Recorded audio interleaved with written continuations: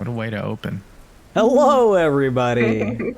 Welcome to the God Mode channel, back with some more Friday night D&D games in our collective homebrew world of the Twixt. We are currently playing our offshoot of our main campaign that no one really remembers anyway. It is called Lucent Odyssey, a game that merges Dungeons & Dragons 5th edition, the very popular, not maligned at all by any recent events that they have done to themselves system. And this is a game that merges that along with Oregon Trail style rules.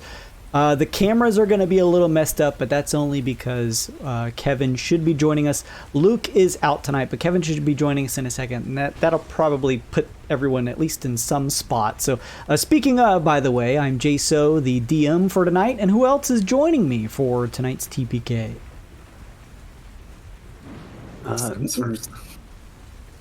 Oh yeah, Tyne will be here shortly, so Tyne are. And I'm Slim. I'll be playing Uncle Jimmy, a bugbear rogue, soon to be dead, smear on the side of the cart. Hey, I'm Kyle. I play Professor Bach, Furball Alchemist, Circle of the Moon Druid, at the illustrious Ravisa Turner. It's our girl Amanda, and I'm playing OP Stickyfoot, a human frog boy ranger.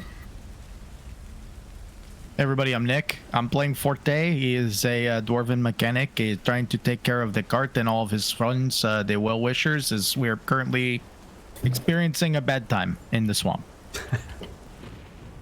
Very quick housekeeping notes before our session tonight. As always, please go check out Amanda Otten over at her socials. That's the link in the chat over to her Twitter. You can go take a look at her art. She did all of the beautiful commissions for our characters that you see here. Always want to give her some love because she did an excellent job. I really love it all. Make sure to go check her out and take a look. Joka says the cams. Yes, Joka. As I was saying at the beginning of the session, those should fix themselves once Kevin gets here. I don't want to waste all the time to fix them all up, and then when Kevin gets here, he's going to throw them all off again. So we'll start messed up, and then Kevin will get in here. So yes, make sure to go check out her.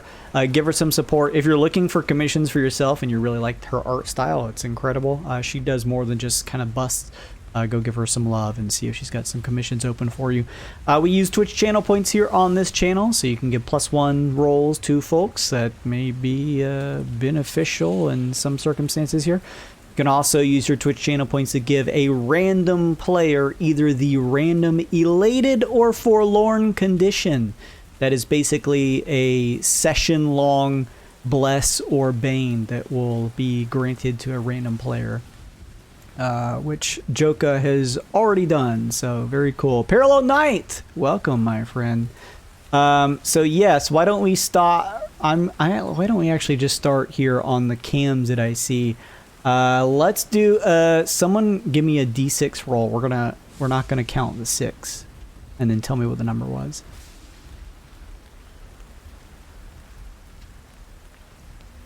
Somebody Okay. get that? 1. 1. Okay, Joka rolled in the chat. We'll let Joka decide here. All right. Since he did the thing, that works too. 1, Joka. 2, 3, going in clockwise. That is, I see Slim. Yes, that's Slim. And Slim, give me that. Well, I guess Joka, since you rolled the first one, roll me a D2 now. On a 1, it is forlorn. On a 2, it is elated. Thank you, Discordian, for the +1. I appreciate it. Yeah, thank you, Discordian. So 2 for this session, you are elated. Despite all of the terrible circumstances your group finds themselves in, Uncle Jimmy, you feel confident that you can get everyone out of here. You've been in scraps like this before, moments where things seemed a little harrowing, but you have the confidence to be able to get everyone out. This is session 30.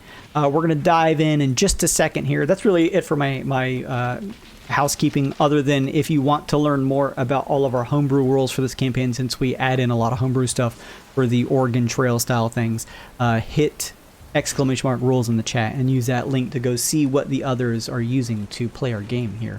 I'm going to run our intro as I hand out some inspiration, make sure everyone is loaded up on those, and then we'll dive right into our game. So hang on just a second, everybody. We'll be right back.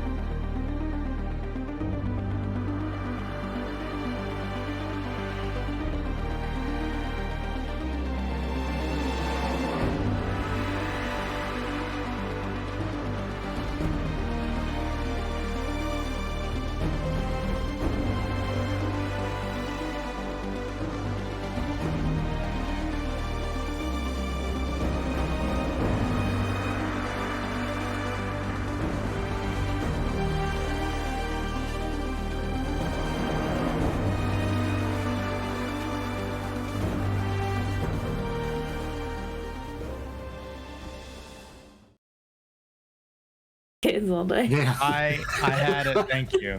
I had a fantastic day. I got to spend time with my parents. I worked out hard this morning. Like, it's thank you for noticing. I appreciate that. No kids. You feel like your soul was inside Not of your raising, body. not raising 130 children. Actually.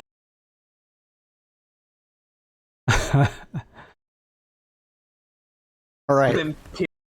We're back, everybody. Hey, Kevin. Hello. What's up, Kevin? Cavino, buddy. Joka says, should we gamble another elated forlorn? That's all right. I don't think that No. that's the way to go. Not right now. Yeah. It's Please, not please the no. time. Maybe in like half an hour. An hour. Yeah. Like let's get through the first 20 minutes maybe, and After then the TPK is finished. yeah, In please. honor of our favorite friend, my name's Luke. I'm playing Lincoln. Is that our Luke Exactly what it impression? sounds like. Exactly. Pretty Oh, accurate. I'm on Luke's camera. You're on my Yeah, camera, man. yeah. Hang on, I'm gonna just move some people around. No, real just, quick. just keep it. Just keep it. Okay, sure. You guys know who everyone is. Those of you who are here, you know who everyone is. Come on. My name's Nick. Why don't we all roll some first, do you want to trade any of your inspiration cards? Does anybody want to do some quick trading? Or are you all happy with what you got? I Oh, my. actually, Oh, go ahead. I was gonna Tiny's say, unconscious. I don't think he can trade. You can trade. Yeah. Oh, I shoot. don't- Not stealing. Stop. No, I'm good. I have a choose one, and it's increase your AC by 3 until the end of the current turn. Does anybody want that? That actually might not be bad for Nick. He's the next target. I need my card for our plan to work. I Okay. can't trade. I'm sorry. Okay. Good enough. I I'll just have keep a it. damage one. Yeah, mine's not It's good for anybody. Mine's not good. Let's It's just just an advantage. All right, if everyone is happy, everyone got their cards. The next thing, as is tradition, let's roll to see who wants to give the recap from last week, please. Forte getting I a gave it last 14.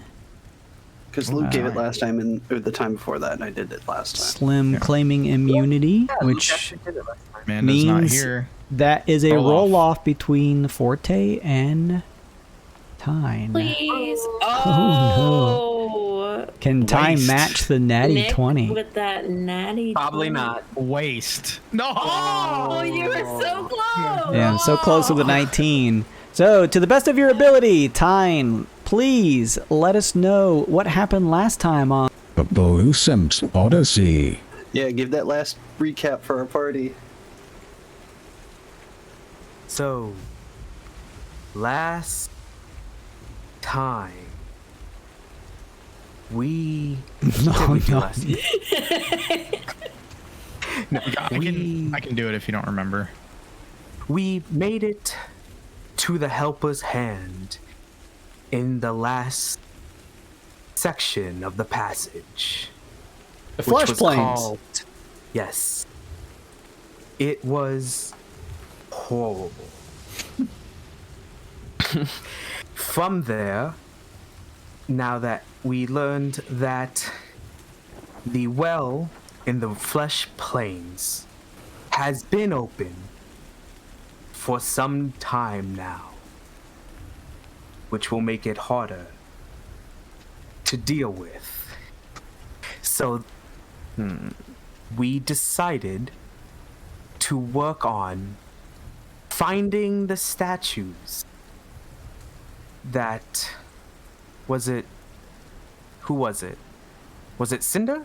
Cinder Nudes? No, she it told us was House Deadmore that gave you the task of hunting down the Fey statues in each region to offer them an offering in order to get their blessing. Also, at the final Helper's Hand Guild in the Flesh Plains, you were given your last blessing from the Sacred Serenitals, which allows you to see the roaming boss when you enter a region that is one that the boss has not been defeated, and that's how you hunted down the one here in the in That part I Muckland, remembered. Swampland. Yeah, I like that verb. We found the trouble. We yeah, you did. We did. traveled back to the first region, found that statue, relatively simply. From there, we transported to the second region. We started to look for the statue, but there was something strange. The sensor for the bosses didn't seem to be going off. We thought maybe the Jaydra was the big one for this area, but when the darkness fell, the pings started. We thought we could ambush them, at the time, since we knew kind of where it might show up.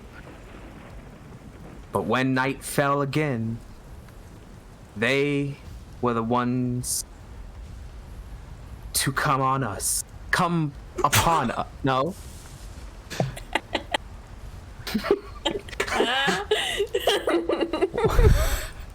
Well, Well, Kinda. Wow, I missed a lot last session, man. Yeah, it was a wild one.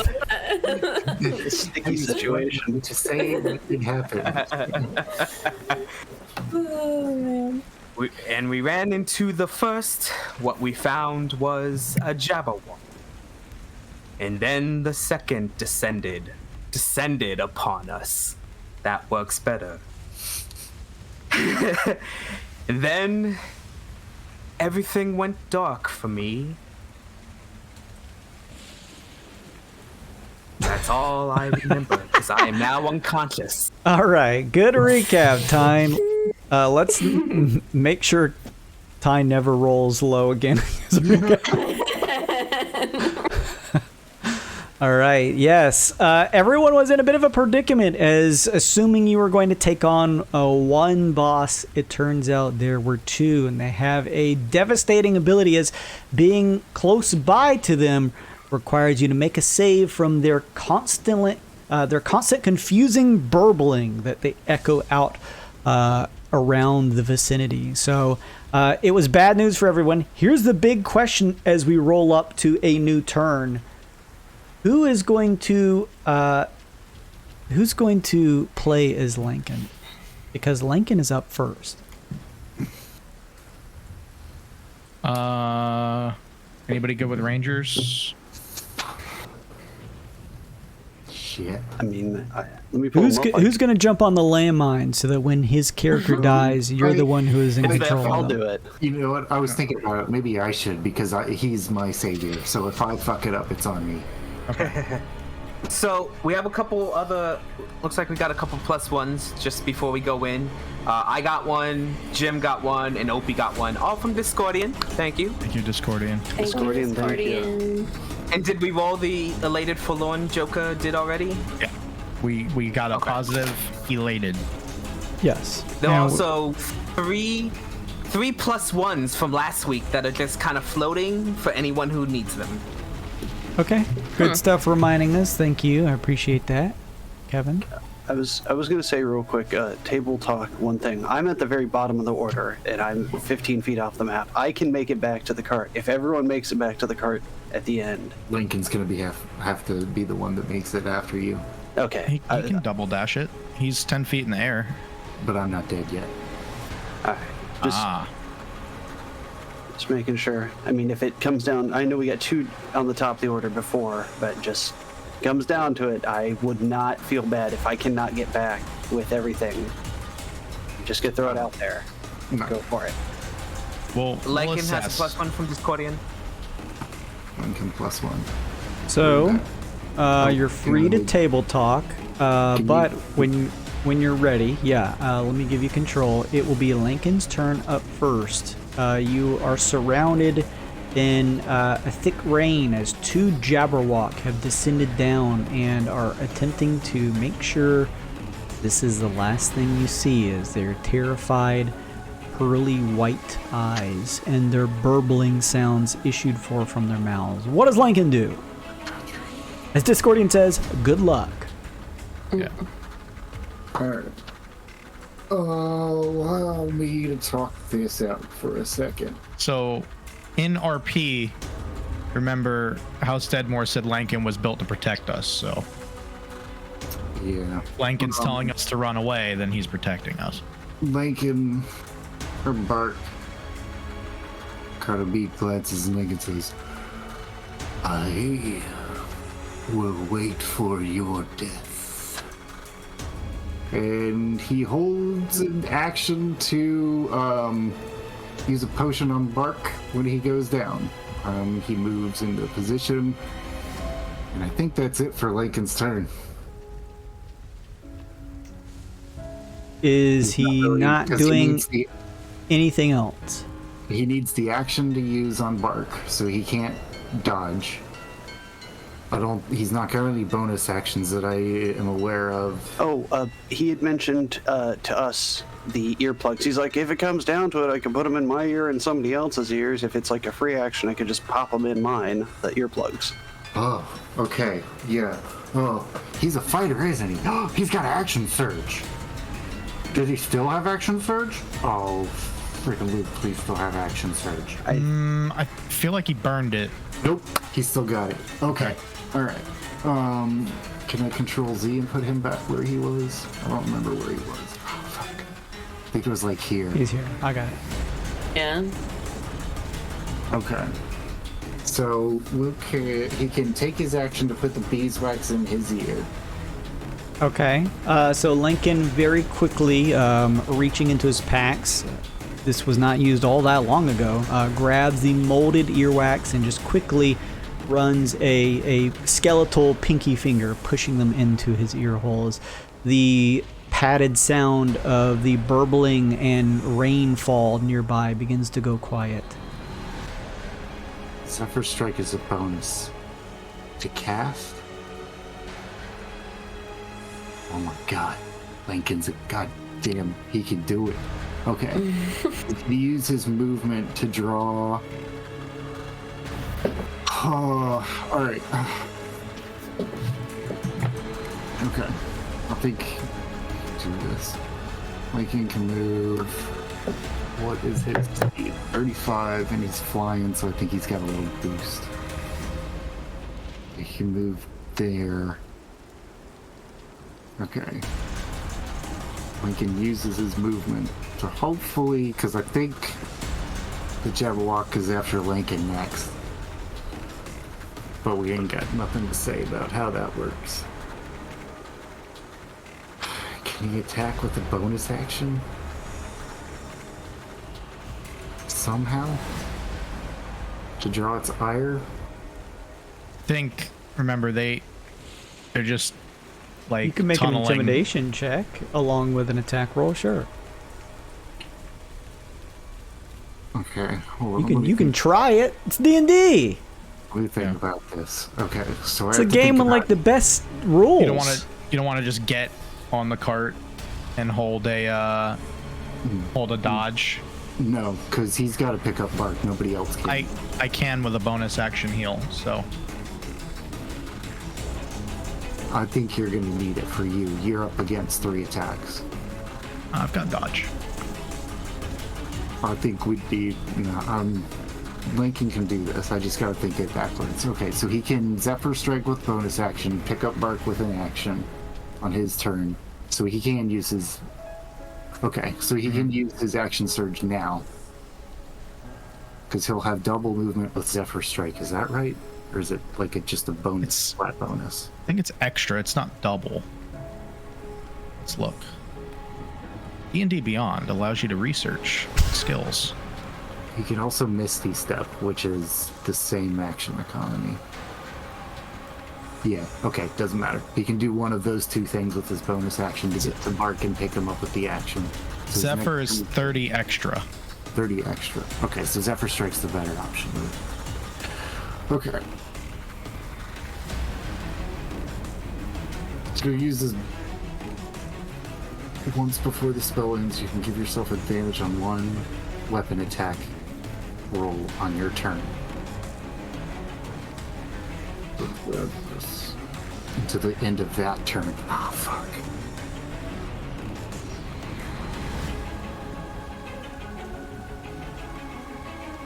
Okay.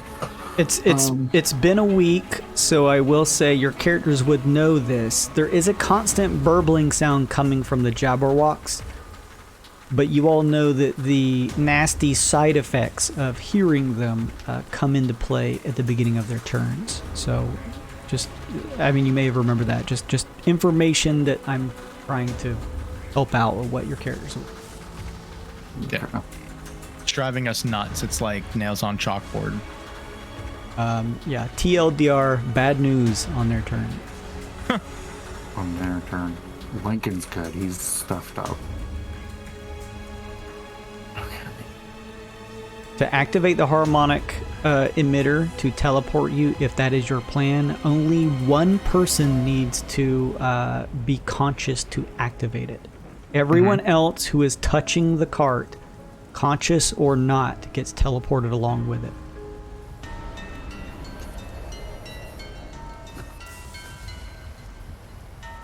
Alright. Lincoln is going to cast Zephyr Strike with his bonus action. And he's just going to hold it because I might need the bonus action next turn. He's going to use his action surge to hold an attack and an intimidate. That as soon as the Jabberwock kills Professor Bark, Lincoln attacks and intimidates to try and draw its ire exactly then. Exactly when it's trying to find new prey. Pretty cool. Until the spell ends, your movement doesn't provoke opportunity attacks, and that's the best I could do. Just hope that he survives the wave of attack. Alright. That's that. So he's holding his action to attack. Okay. Is that it for Lincoln? That's it. All right, good stuff. No, that this is important, so don't feel bad about taking some time to think. Forte up next. Okay, so Forte on high alert, having a spelljammer getting assaulted and crashing in space, flashback and hits an adrenaline surge. I'd like to use an extra bonus action this turn, and we can increase my speed by 30. I only needed the bonus actions. My main action is going to be to dodge, so things attacking me have disadvantage. Going to slide 5, 10 to get to the... You will love to swipe at you if you can. I'm trying to get... Where can I get? Can I get here? Or is that the same space as, like, where would be the, let's do that. Where would be the adjacent space? It'd be there? Would it be in the same square as Tyne? What would be appropriate before I do it? It would, if you're trying to be next to Tyne, yeah, it'd be just either the space next to him here or here. Any of those work. Okay, what's the space that would meet the criteria for touching the cart? Either of them. The reins extend. This is the actual area that you sit on. These are the reins and the mounting equipment. It's hard to see underneath your runic stuff, but there's mounting equipment underneath here that stretches over to little shit. So that is what Tyne, luckily, out of just sheer coincidence, is currently sort of toppled over. So, all right, with that being said, then, I'm gonna main action dodge first. Okay. Then bonus action 1, I'm going to use a spells, a 3rd level healing word on Tyne for 8 healing, and I'm going to Tyne, your muscles and joints ache. You feel your flesh torn from the creatures surrounding you, but the darkness of the void of your unconsciousness gives way as there is a little bit of restorative magic, and you hear the sound of the patter of rain as you pull yourself back to consciousness. You're up again. And then my second bonus action is going to be to do one on myself for 12.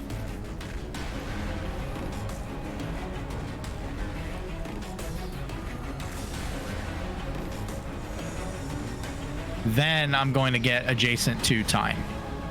So I will incur an attack of opportunity at disadvantage. He swings twice, and that is going to be a 23 versus AC. That'll hit.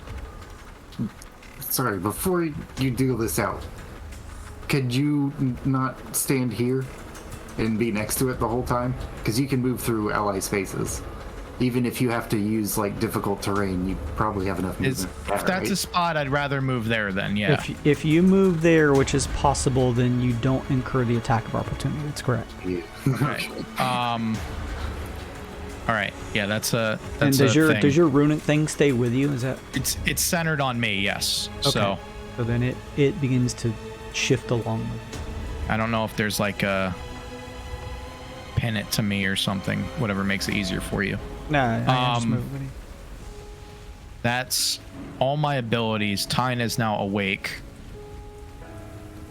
That's that was my grand plan. So Okay. that's my turn. Let's move this to the token layer. There you go. So it's a little easier to see. All right, 2 people touching the cart. We transition over to one of the Jabberwocks. However, before we get there, legendary action from the Jabberwock next to Forte and Tyne as it tries to strike at Tyne, who it sees pulling himself off of the ground. Tries to strike out at you, Tyne, for 25 versus AC. Yeah. Yeah. It cuts into you for 16 points of slashing damage. Back down. You let out a cry, Tyne, as you feel your body cut into by the creature. And unfortunately, that is enough as you fall unconscious again. You watch as Tyne's body sort of is caught on the holster equipment leading to little shit. His boots kind of kicking in the mud from the rain, Forte. And then we go up to Professor Bark. It is the beginning of this creature's turn next to you, Professor Bark. It lets out a confusing, burbling noise. I don't understand. Marsha, I don't understand. Everyone within 30 feet.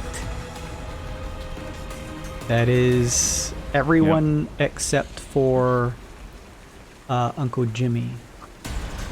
I need you to please make me a charisma saving throw.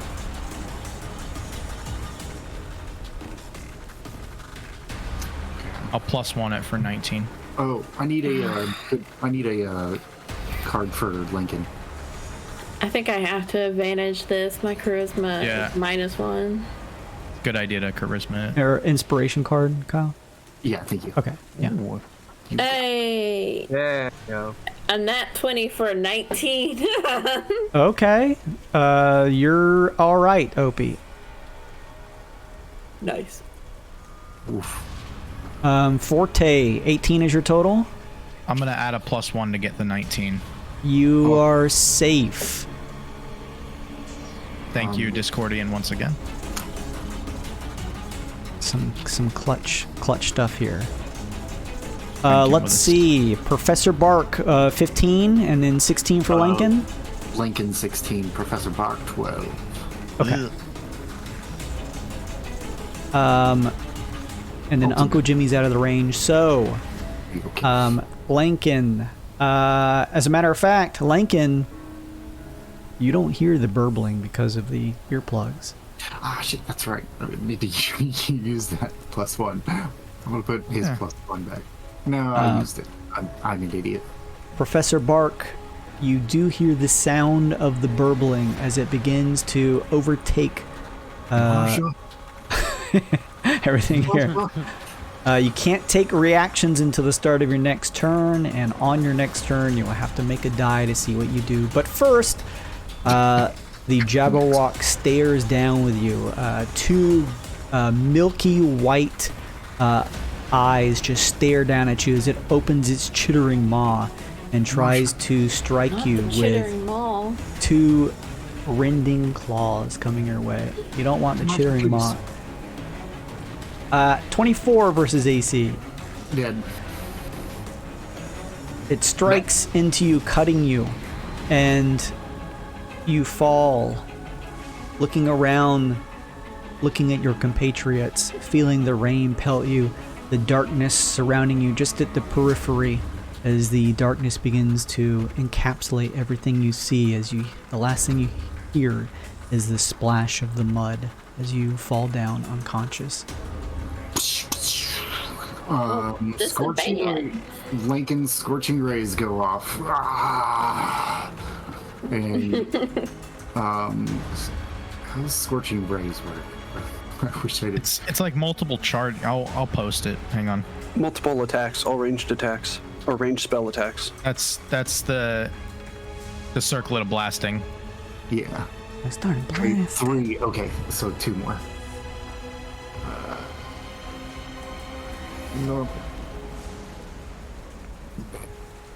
Normal attack. And then he was also intimidating to draw its ire. Oh, he's expertise it. That's 11, dude. Oh. Oh, So it sends a fireball for 18 to hit, 18 to hit, and 16 to hit. 18s 5. 18s just hit, 16 misses. Oh, you're It's a 13 big fire damage, and it intimidate with 16. Your last attack was rolled as an intimidation check, not a spell attack. That was separate. He's purposely drawn it. Right, forte. How much damage was that again? Sorry. 16? 12, sorry. 12 fire. Okay. get That's three going to three put it scorching rays. here. Yeah, I rolled one above that. Oh, Yeah, okay. you roll one. There's 18. It's above yours. 18. God. What does Lincoln look like as he launches this out? Is this from his eyes? Where's this coming from? I like to think that this is, just inspired by, like... Is this from his mouth, like Uzaru form? He's got the circlet on an antler. Oh, but that's less fun than the... Channels through his bones and It's out up to his mouth. Kyle. Where does it come from? No, actually, I think it's better that he, antlers down and, his beams start... It's like Shin Godzilla, where he just lets loose Yeah. from his antlers as these rays just pierce around everywhere with this fiery energy. A good couple of them strike into the Jabberwock that screeches out with a burble as it slings its head over your way. With a fairly decent intimidation check, the creature turns its attention from what it believes to be a now dead prey to another one that not made of meat, but hey, still good to kill as it begins to shift. 5, 10, 15, right over here. It then attempts to swing a claw your way for a rending attack. That is going to be 19 versus AC. Base, baby! All right. It swings your way, but Lincoln, you are prepared, and you're not thrown off by the burbling sound as all you hear or feel is the vibration of the pelting water around. You pull yourself back as one of the claws swings wide, striking the area around and missing you. That means that it is done. That We means- shift over... Lincoln. Oh, go ahead, sorry. That means Bark and Lincoln are good to go. Everybody else get to the cart. Yep. We're going to shift over to Tyne to make a check, but before we do, the Jabberwock wants to use one of its turns, the one next to the cart, to throw the back half of it forward and swing its tail to try and hit you, Forte. Disadvantage. You are dodging, that's right, so this is at disadvantage, so let's see what that's going to get us. Let me see, this is going to be unnatural 20 versus AC. 20 misses. All right, you quickly throw up your shield or whatever you may have as the tail is hit, buckling against your armor and is thrown back as the creature screeches. Now we move over to Tyne. Tyne, I need a death saving throw, please.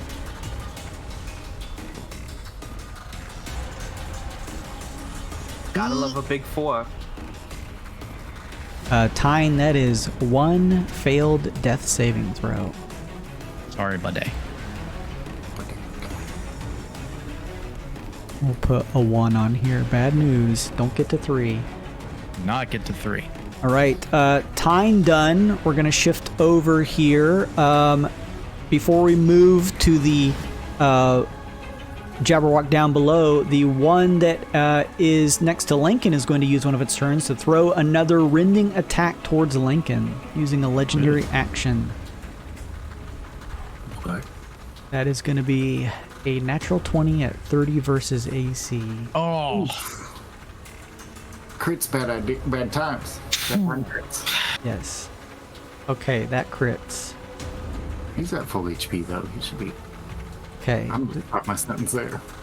The claw strikes against you, Lincoln. You hear the sound of crackling bone and feel several pieces of them chipped away as you end up taking 37 points of slashing damage. Nice. Yikes, dude. It's 37. Ugh. However, it is done But using its legendary action, which means the Jabberwock next to the cart goes. It lets out a confusing burble. That's everyone within 30 feet. At this point, that's going to include Forte, Opie, and I think that technically also hits Uncle Jimmy. Unless you're 15 out from the map itself. So I think you're actually good. I'm already under effect of it. That's why I'm 15 off the map. Gotcha, okay. Oh shoot, charisma save. Sorry. Oh my. Yikes. Opie. That's been our problem. We all Opie. suck of charisma. Okay, Forte, you're fine. Opie, not so fine. Can't take reactions until the start of your next turn, and we'll have to see what you do on your turn as you are confused by the burbling sound. It disorients you. It gets into your mind like a bug. It then turns towards you, Forte, and tries to throw 2 claws your way. Yikes. Like you- hiding underneath his shield and like You're back still against dodging, the card. though. Yes. disadvantage. So first one is going to be 17 versus AC. Will not hit. It screeches as it grabs onto the top of the cart and tries to like just go in hard with its second claw. 25 versus AC. That does connect, yeah. Okay. It strikes into you for 19 points of slashing damage. Ouch. It's like hovering over you, just kind of clawing, raking past your armor, cutting into your neck and portions that aren't covered with it. Your armor itself, you feel it kind of compacting like a tin can as it just begins to cut through it almost and bend it in unnatural ways from just the sheer power of the creature. It is done, though, which means Opie would go, but the top Jabberwock wants to swing its tail towards Lincoln. Oh no, Lincoln. With one more legendary attack. But that's going to be 15 versus AC. Boost. All right. Lincoln, still very aware of his surroundings, shifts out of the way, which means we are now with Opie. Opie, you are dazed and confused from the confusing burble. I need you to roll me a d4, please. Great. D4. A 1?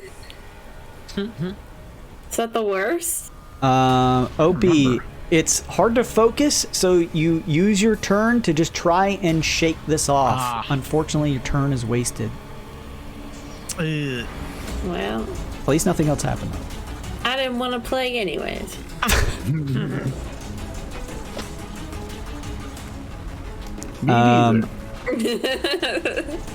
Professor on Bark. strike.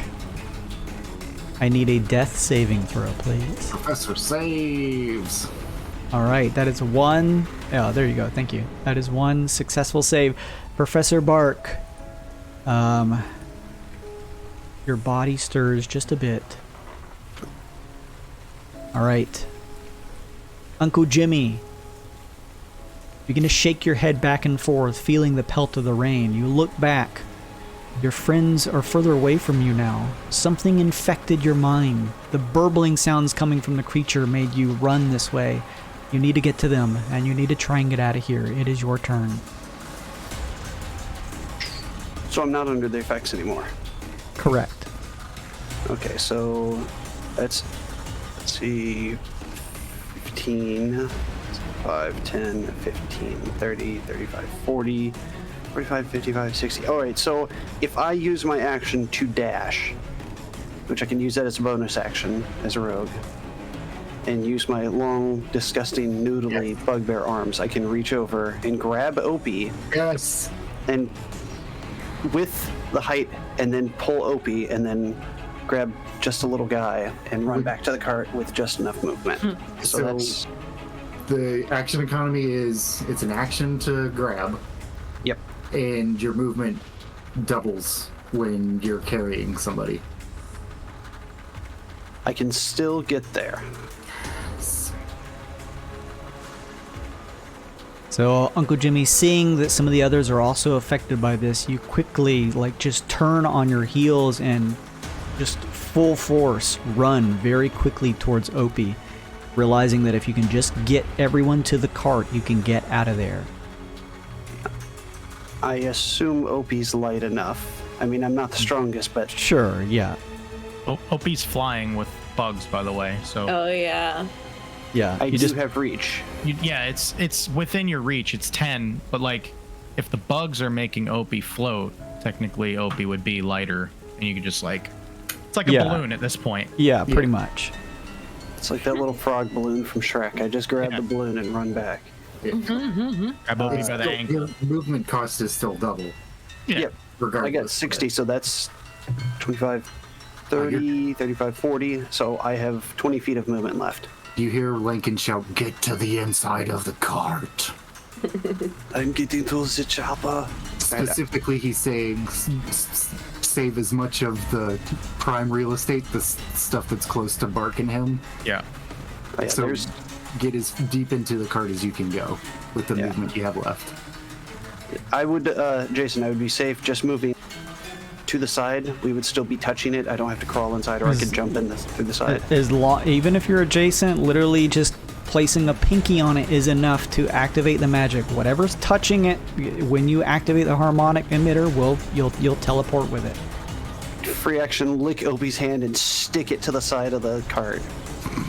All right, you use your elongated bugbear arms to grip Opie's shoulders and just kind of pull him effortlessly through the air, since Opie, you're already riding on your insects, and get him over to the cart.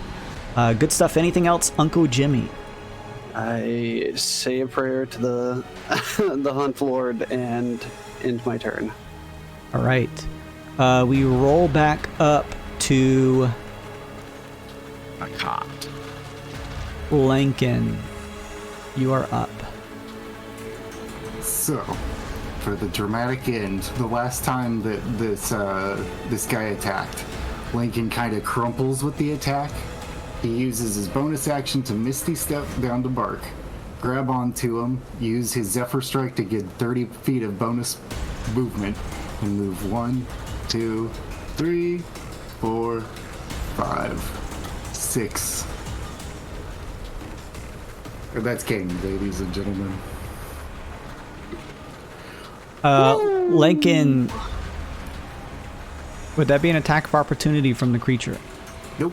Misty Step is teleportation. Okay, He you doesn't Misty know it Step. happened. Okay, so with a flash of smoke, you disappear from that spot as the creature tries to rend a claw through the smoke, reappearing next to Professor Bark's unconscious body. Just kind of quickly throwing a muddy shoulder over, or a muddy hand over your shoulder, you just pick him up and pull him trudging through the mud over to the cart, just kind of whipping his body in there and crawling in that sort of disgusting scariness that Lincoln would crawl around in yourself.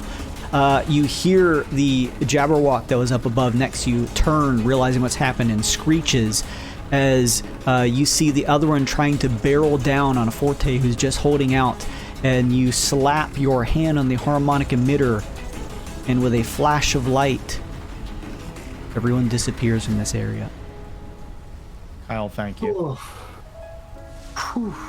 Jesus. Tap dancing Christ, you guys. I don't think I've been in a closer scrape that nobody died from.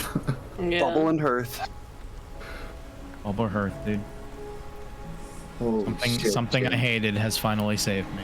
Wait, so, just table talk. We were teleporting back to which? Yeah, We hadn't help decided us. just anywhere that wasn't here. Probably Probably the new one, right? no. That one doesn't really have any kind of accommodations or anything. If we could choose, we'd probably go back to either the first one that was the most well kitted out, since we were in a bad state. If we were no place like home and distraught, it would make sense.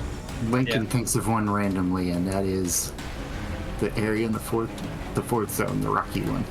All right, we go to the fourth one. The fourth one? In Flesh Plains? Oh, okay. So no, sorry, I should have rolled it. No, like the mountain. Okay. But The flash the of first light. one, just like Nixon, the first one. First one? Okay, Yorvale's? Yeah. All right, thinking of the first Sacred Serenals area, knowing that it is covered in grassy plains, probably the most hospitable of regions, and a place to get away from these creatures. Knowing that everything touching the cart goes with you, so that all of your teammates are going to be teleported, even in an unconscious time. Lincoln slaps his hand, and there is a flash of light. As the light begins to dissipate, you begin to see the walls of the interior of the Helper's Hand Guild area. You're teleported inside of it. Not even outside, inside the safety of the walls. However, everyone begins to hear the sound of screaming coming from around. No, was this No. going right? We took one of the And you all begin to look and notice We done one of the Jabberwocky. that the Jabberwockies. Jabberwock still has its hand on the top of the cart, leaning over towards Forte. It has teleported with you. Jeez. It screeches. Turn order is a little effed up here, but I can go back and take a look. Yeah, we can't see it at all. But That was the one that went fourth in the order. Yeah. It literally cut the party's actions in half. So it was the top part of the party, then it, and then the bottom half. I think it was Lankin, myself, Ty, and then this thing. An Opie, I think. Yeah, either Bark or Opie, then the other one, then Jimmy. Yeah, I don't know. Let's take a quick peek back. We'll go back so we can get an idea of who goes. So Lincoln up first, which he is done now. I'll take a picture. Well, done now unless you have other actions, since you're now realizing what's happened here. Do we have, if someone wants to just screen capture this, Forte, Tyne, the thing got itself. Okay, thank you. I'm going to bring us back. So Lincoln, you hear the sounds of screaming, thinking maybe they're just screaming at you, a skeletal being, but then you look, seeing the tight, scaly grip of the creature who's holding on to the cart. One of them has come with you. It is your turn if you have anything else to do. Otherwise, what would you like? And then suddenly Forte jumps in to action. Forte is Lex with a 17. Forte, before you go, it is going to use one of its legendary actions to try and strike you with a claw. Okay. Still dodging. 'Cause this, Still dodging, that's correct.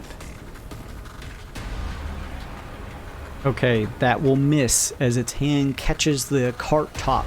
You see it tearing through the top of the cloth on the cart. Some of the torchlight from the area, because it's still blight time. This area is just lit up because there's several torches around. It tears, you hear the sound of its claws tearing through the top as it misses you, Forte. And then you are up. So to start the turn, I'm gonna yell out, "We need help," or something to that effect. Use a mass healing word for 5 on up to 6 of my friends. MVP.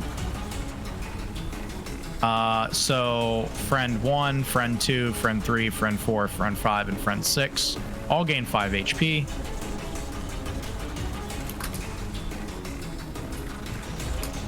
I'm now out of level 3 spell slots and level 4 spell slots.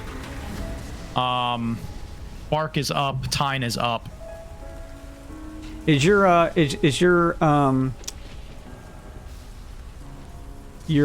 runic thing, is that still persistent because I haven't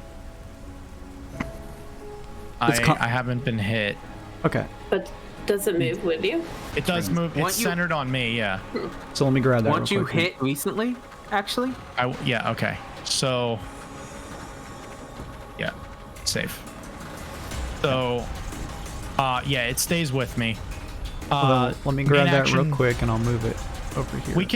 We can just say it's on if it's too much. Don't worry about it. And also, sorry, what did you just do? Did we gain HP? You What happened? gained Yeah, 5 regular HP. Okay, cool. Yeah, which would be on the start of that thing's turn. It needs to roll wisdom saves. So if it had a turn, it needed to do a wisdom save. Not yet. Okay, so that's my bonus action. Tyne's conscious, Bark's conscious. Everybody gains 5 HP. I'll still maintain dodge and try and keep a shield wall up while it's focused on me. Okay. Anything else? No. Right. Lincoln. I can try, now that we're here, I can try and shift 5, 10, 15, Yeah. Try draw it away. 20, 25. I can do that. Okay. And then intern there. And turn there. Yeah, I know you just put the AoE on there, but now I moved. Sorry. That's okay. I'll move it with you. You can't pin it. No. It sucks. Roll 20. You're asking a lot, bud. It's why I made the characters. I have to I use got the you. skill. No, I like it. Good stuff. Who is after Forte? That's gonna be Tyne. Is after Forte. Yep, Time with 10. Tyne, are you conscious? Yes. I am. You see a tail swing your way. Got one more I'm legendary keeping you from action. making- All Making those death notes saves. that Jason made to kill Tyne first, they're all just coming back now. Hey, the specific lore of the creature is it is zeroed in on a prey until it takes them out. So it's seeing you get back up. It just screeches at you and throws a tail your way for 21 versus AC. Oh yeah, that totally hits me. Everyone watches as like Tyne pulls himself out of the mud and then just a tail just smashes into his chin and he flies backwards unconscious again. No. Tyne, I need a new death saving throw, please. At least I don't have it. Yeah, at least it's new. Yes, that is true. Don't roll a natty one. Trying to help you, bud. Let me.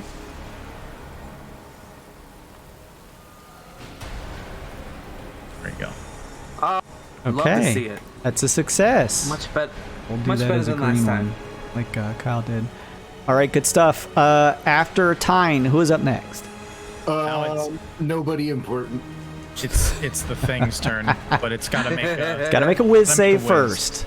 14. Yes. please. All right, whiz save incoming. It makes it. Who's Actually, wait. DC 14? 14. It fails by 1 point. It's got a shitty wisdom.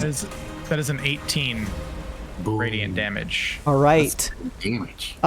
Several pieces of radiant metals, like in the style of like forging equipment that sort of swirls around in this volley around Forte, strikes the creature for 18 points of damage as it screeches out, throwing its long neck back and forth from the damage. That would put it here, but it's going to be that. All right. Good stuff. Now it is up. It lets out a burbling sound. Everyone, I need a charisma saving throw, except for Lincoln. Yeah, I was just gonna say I forgot to do the thing. I'm gonna add a +1 to that for 15. Okay. I had one for a 16. That's my last one. Bark advantage. Yeah, I'm gonna use my card for advantage. Alright, so Yeah, I'm going to. Oh wait. You don't have to, bud. Big money, no whammy, no whammy. I'm gonna roll with advantage and add a +1. And elated. Oh, and elated. It's 2 plus 17, it's 19, 20 total. Okay, so going in order, Opie, your total was 14? 15 with a +1. Okay, the burbling gets to you. Oh, I think you need like an 18. Yeah, it's real nasty. Damn. Forte, 16. the burbling affects you. Professor Bark, the burbling affects you. Uncle Jimmy, you're fine. Lincoln, you are fine. The creature is then going to turn around and seeing the shifting, moving runic thing coming from Forte and already have chosen him as the next target, goes to strike. Gotta beat 21.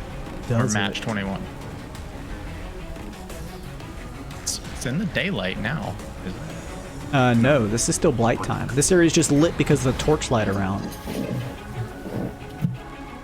Oh, yeah, we're daytime. We did spear. It swings with a claw. That is going to be Full dodge. 26 versus AC. That hits. The first one strikes into you, cutting through your armor for 18 points of slashing damage. Ugh.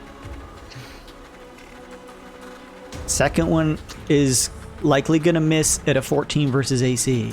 Yes. Block with shield. Okay. You throw up your shield as you feel blood beginning to pour out from your chest where it struck you. You heave heavily, the confusing burbling sound infecting your ears. It is done, though. Who's after this big boy? Opie 6. Opie, D4, please. 3. Opie, on a 3, I'm going to ask you to please roll me a D8. Why? Random movement. 5. 1, 2, 3, 4, 5. Opie, you're going to use your full movement to just try and move southeast. Okay. So probably moving south down the cart until you can continue moving southeast up to the wall. So what is your movement? 30 feet? Yeah. 10, So 5, 10, 15, and then 20, 25. 25. Yeah, you stop right there probably. Okay. There's a big wall in your way and you are confused. At the end of your turn, you begin to shake your head looking around. Something had thrown your senses off. You don't know why you are down here, but you turn around and see the issue at hand, the massive Jabberwock that is still here. Who's after Opie? Uncle Jimmy. Uncle Jimmy would go, but the creature uses a legendary action to try and finally strike Forte down. Tank. 15 versus AC. That will block with shield. All right. That means Uncle Jimmy up next. The creature screeches in the air, confusing burble. You continue to hear screeches coming from outside. Everybody make a perception check. Perception. Goes downstairs. I see the back of my eyelids. I will take Professor Bark's passive 17. Okay. Uncle Jimmy rolled a natural 1. He didn't see shit but fighting this thing.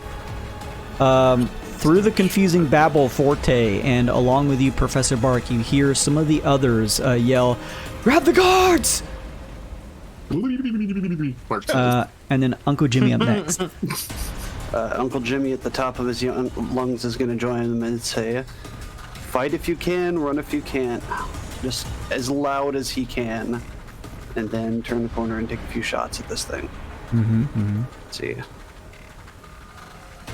15. Forte's still up, so that counts. 15 misses. No, 15 movement. Oh, sorry. Okay. So I'm assuming a 13 would miss on attack. Yes, absolutely. Bonus action. Attack again. 120th gave a +1 to you, Jimmy. Thank you. Oh, I forgot I was elated. Okay, roll that D4 on the first one. Do Then. it. 3, 16. 16 misses. Okay, so it would. Let me roll it for the second one just to see if it goes anyway. Okay, so I still have it. So the second attack is a 23 to hit.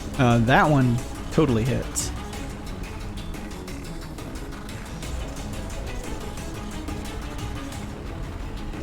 That is 9 piercing damage and 19 sneak attack damage from magic weapons, so 28 total.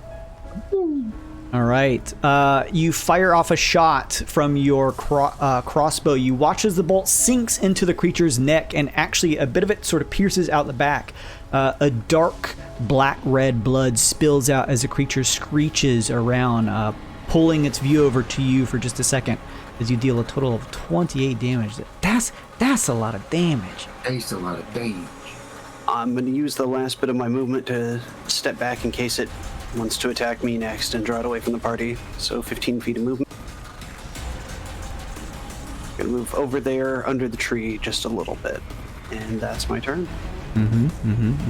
At the end of your turn, it brings its tail back and tries to swipe it over towards you, Forte, with the last bit of its legendary action. 100.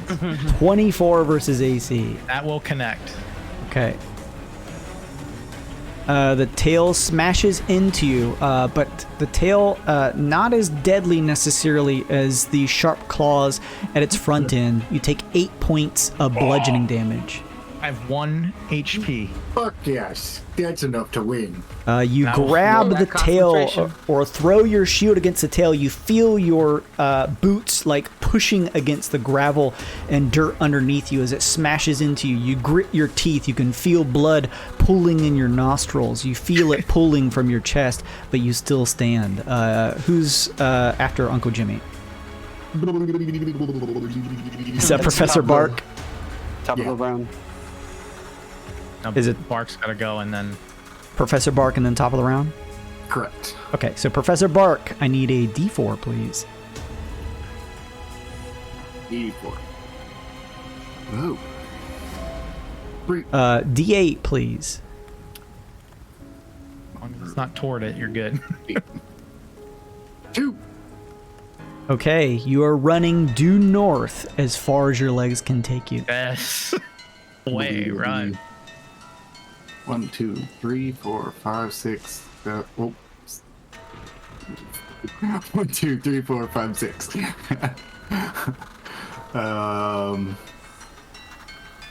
Does it prevent me from doing anything else? I mean, can I shout at the citizenry? On a failed saving throw, the creature can't take reactions until the start of its turn, and it rolls a d4 to determine what it does during its current turn, which on a 3, the creature does nothing except use all of its movement to move in a random direction. Yeah, okay, fair enough. So, yeah, unfortunately so. However, at the end of your turn, you begin to shake your head, realizing that for a second you were caught in its confusion. At the end of your turn, pushing out from inside the interior of the Helper's Hand Guild are 3 guards that are pushing out to immediately assess what's going on, seeing that there's a large creature over here, and they're going to begin to march in 5, 10, 15, 20, 25, 30, 5, Really good 10, archers, right? 15, 20, 25, 30. They hold spears in their hands as they kind of march forward. Could I say something to them as they come charging up? Yeah, of course. I yell, "Cover your ears! Cover your ears!" They look to you confused, and then seeing the large creature and everyone in the state that they are, they nod and throw their hands up to their ears. They don't have the distance to attack. Actually, wait. No, they're going to chuck their spears at it. Well, I wish you'd have picked a different word, but... That's allowed. I don't know what these guards are. They're gonna sling their spears at it. Launch them. Launch Heroically. them. Slap their spears on the table. They're Uh, eating pointy sticks. 2 of the spears go a little wide. 1 hits though for 5 points of damage that strikes into the creature Nice. as it screeches. Yes. We'll take it. After this, they throw their hands up to their ears, just as you'd mentioned, Uncle Jimmy. And with that, we roll back to the top. Lincoln up next. Lincoln is going to heroically sidestep in proximity and pour a potion down Tyne's throat. I think it's 2d4 plus 2. Yay. 2d4 plus 2. Blah, blah, blah, blah, blah, blah. Tyne, you feel something sliding down your throat as you begin to drink. The world around you, dark and painful, begins to give way as you find yourself conscious again. And then with a legendary action, the Jabberwock kills me again. Its Yeah. attention for now still turned towards Forte, actually.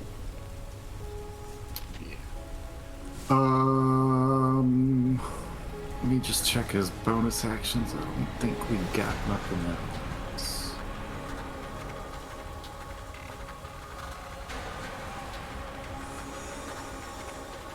Yeah, that'll be it. He will also shout to the guards, use fire to attack it. And stay your distance from its shout. I keep forgetting to put my damn earplugs in. Yeah, earplug's good. All right, you shout that out, Lincoln. should do Anything that. else? I look at Tyne All right, after Lincoln, who's up next? Forte? Forte. Forte. You have been burbled. I need a D4, please. Come on, good one. The 1. All right. You don't run away in fear or confusion, but you do need to take a turn to throw this confusion off of you. That is the end of your turn. Okay. After Forte, who's up next? Tyne and then the thing. Type it. Okay, Tyne. It's Tyne, then Jabberwock. Tyne, Tyne. you are up next. Take a turn? Holy You crap. did an actual turn. I'm going to use an action to disengage. Yes. Okay. Yeah, the creature's attention drawn to Forte. It doesn't notice that you pulled yourself back up just yet. Run, you fools. Fly, you fool. Stay wild. Don't listen. 20.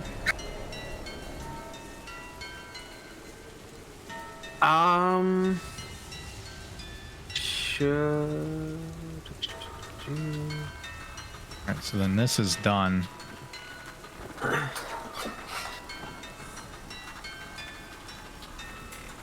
Okay, I'm gonna try to heal myself, I think. Because healing word is a bonus action. Yep. So.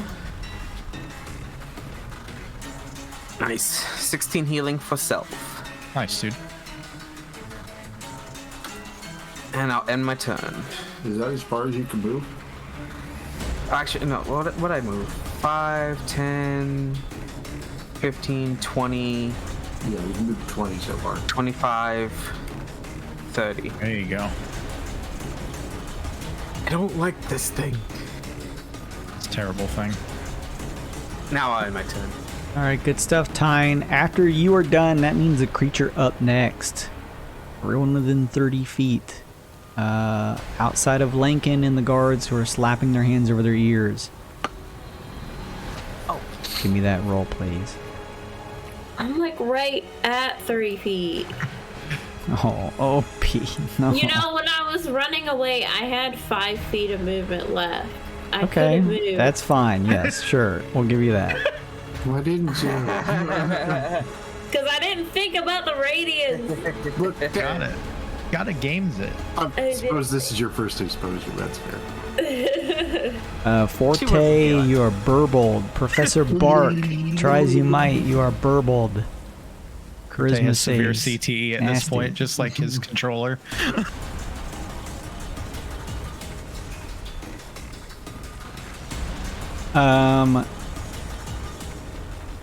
Uncle Jimmy, I am 5 feet out of it. 20 and 25. Okay, you're good. Nice. All right. It then turns its attention towards you, Forte. It is going to Forte end is- you now. Yeah, he's doing the stunned animation from Street Fighter at this point. Whoa. It strikes with a uppercut claw for 23 versus AC. That will hit, yes. Yeah, it cuts into you for probably well enough damage to knock you down. Yeah, I have 1 HP, so. Throwing your shield up, but feeling the weight of it begin to pull you down from just sheer exhaustion. You feel the striking cut up against your chest, and the world goes black. You are Right, knocked that's out. gonna end the concentration on the thing. Yep. The runic carvings around here dissipate, which they probably may have had at some point from the 7 attacks you took in between these turns. No, I saved on all of them. Well, then on the creature's turn, it would need to make a whiz save, right? Yeah. Yeah, Beginning. 14. It passes. Does it take Please any take- damage on a success? Half of Okay. 23. All right, that's Nice. still something. Yeah, absolutely. They like slowly blast into him, and then as more are flying into him, they just kind of dissipate. What does it want to do now? So many good It wants to targets. attack Forte at least one more time. Make sure it's dead. Yeah. Sure. No more than 1 per time.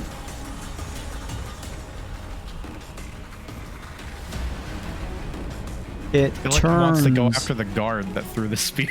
its gaze and notices one of those who are fighting it has seemingly been somewhat separated from the others, as with a big flap of its wings it lifts off the ground and begins to fly, Swear to God, Jason. landing behind the Opie. caravan next to Opie and staring down at him. Maintain coping. It then uses one of its huge claws to swing Opie's way. 16 versus AC. That just hit.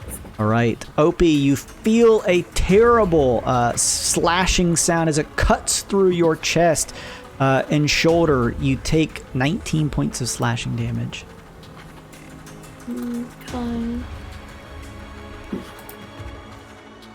Nope. And then is it my turn? It is done, which, if you're next, would mean your turn.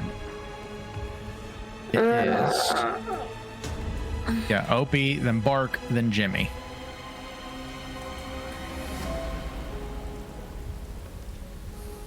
Disengage and run.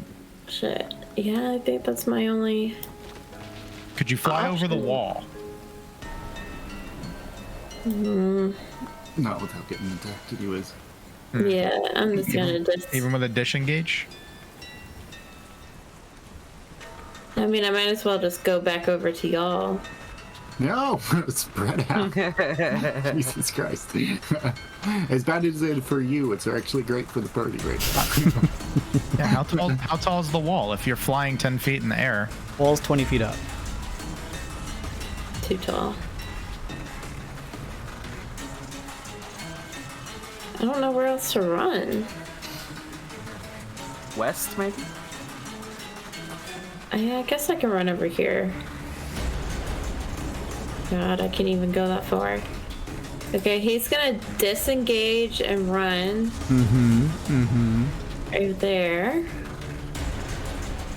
Creature careens its neck your way and screeches.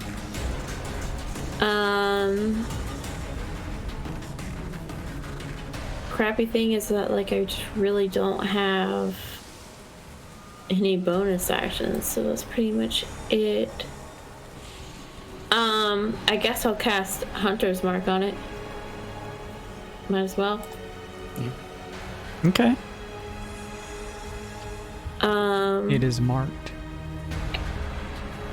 And that's it. All right. Mark. It actually can't do anything yet. So then, yeah, Professor Bark up next. Give me that D4. 3. Give me a D8, Professor Bark. It's time to run. 5. All right, going in clockwork order. 1, 2, 3, 4, 5. Similar to Opie, you're just going to try and haul ass southeast as far as your legs can take you. 1, 2, 3, 4, 5, 6. All right. You nearly reach the ladder, placing a hand on it before you begin to shake your head off and realize that the confusing burble of the creature is sending your party into a tizzy, but your senses come back to you. Who's after Professor Bark? Jimmy. Jimmy! You are up. I'm going to take 1 movement forward so I can get in range of it. And there's nobody in melee range. So I'm going to use my bonus action to take steady aim to gain advantage on my next attack. Cool. Okay.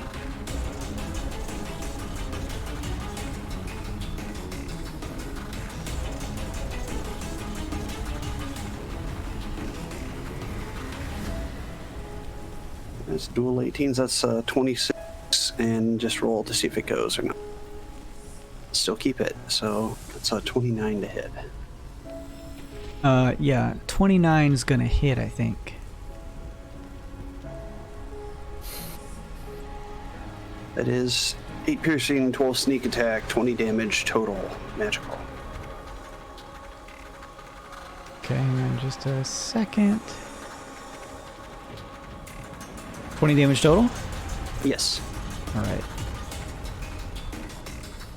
All right. A bolt flies through the air as you sort of almost take a kneeling stance just to aim with a perfected shot. It strikes through the creature, this time near its face, like through the bottom of its jaw that kind of sticks out the side of its mouth as it screeches. Blood is beginning to pool from several of its orifices now. Anything else, Uncle Jimmy? Yeah. You see the perimeter of its eyes beginning to get bloodshot and bloodied. Would you allow me an object interaction just to put Sure. my earplug in? Sure. Yes. Alright, I'm gonna pop them in and then just start screaming at that thing. You big ugly son of a bitch, come get me! Come on! Hey, leave the kid alone! Make an intimidation check at disadvantage. Oh man, this is gonna be terrible. Double crits. He swiped his card today. This is 13. Do you want to use one of the floating +1s we have? +1, and I'm elated, so that would count. No, so 1, so elated goes away, so that would be 15 total. Okay. The creature turns to you for just a second, and its head whips back, staring down Opie. All right. After Uncle Jimmy, who's next? Lincoln. Lincoln. Top of the round. Wait. Hang on just a second. Is that top of the round after It Uncle is. Jimmy? It Okay. So 3 sacred serenitals go before Lincoln does. Hang on just a second. They take their hands off their ears, and it was Lincoln who yelled to use fire. Fire.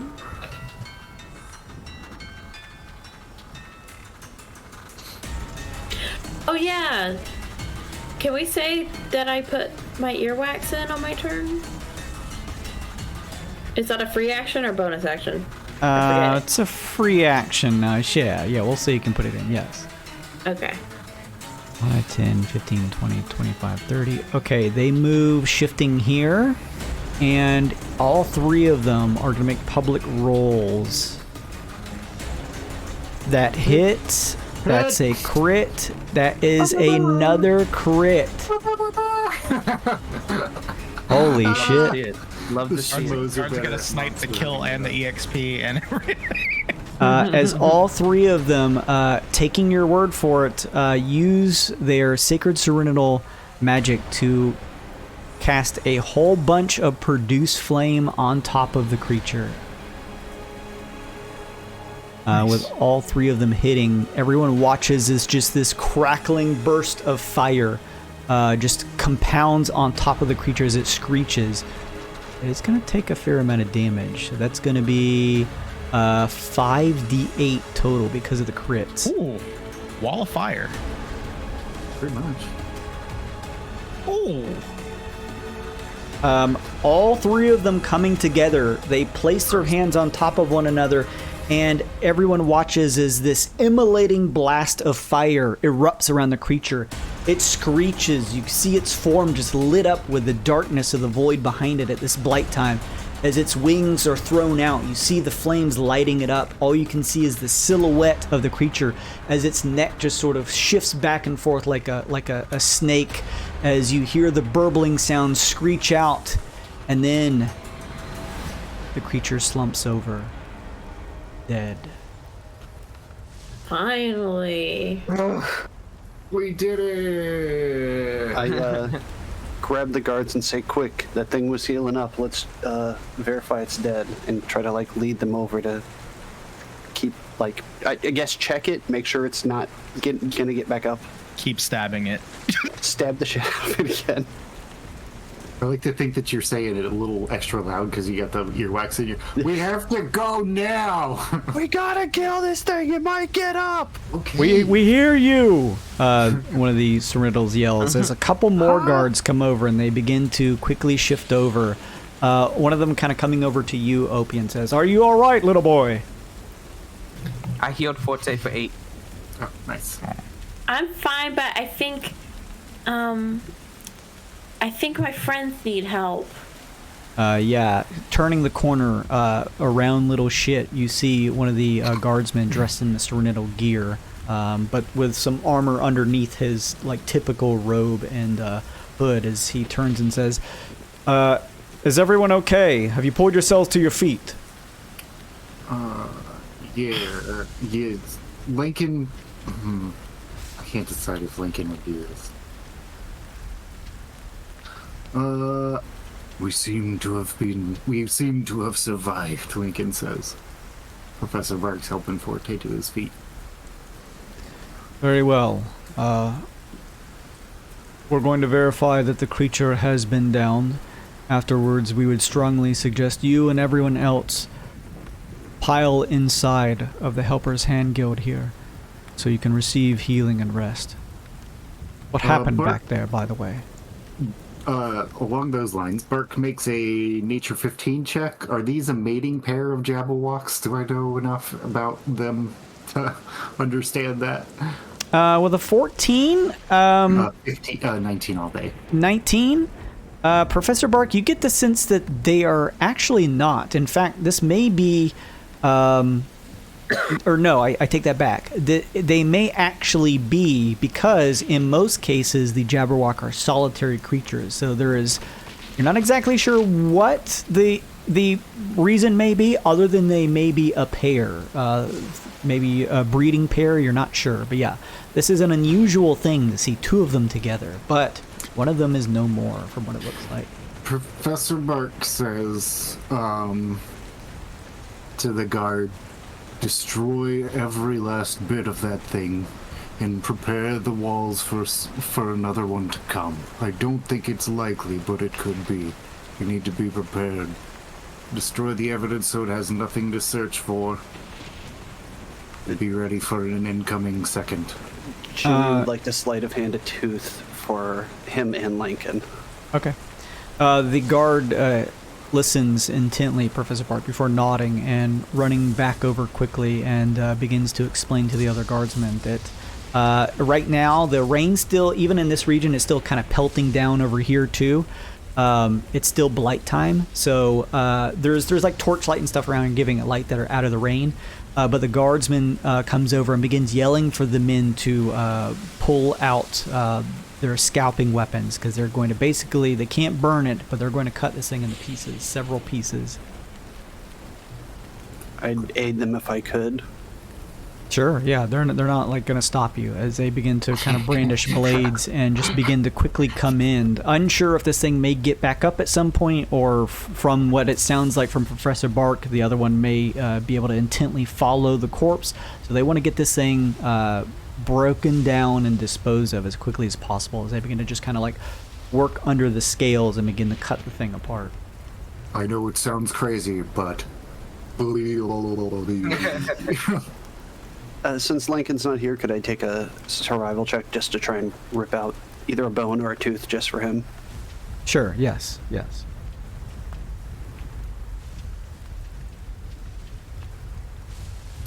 13 total. Yeah, you're able to pull out one of the tooths. Most of the prey, or most of the predators that you tend to hunt down, Uncle Jimmy, usually have like sharp incisors or canines. This one's teeth is kind of different than what you're typically used to. You pull out like this big chiclet piece of one of its front teeth. It's almost just like this squarish rectangular shape, as well as probably carving out some gutty works from the thing. I'm gonna throw a little bit of just like a tooth or a scale or something inside of my cooler and seal it in hopes that it doesn't track it. And I walk over to Lincoln and give him a tooth and a bone or something, whatever I can get, and just hand it to him and say, for your collection, buddy. Lincoln says, I think, given that this may be used to track us, maybe we destroy this and harvest from the second one, he says, and crushes them. Thank you, though. That's a good idea. Professor Bark does seem a little crazy about this, but like you said before,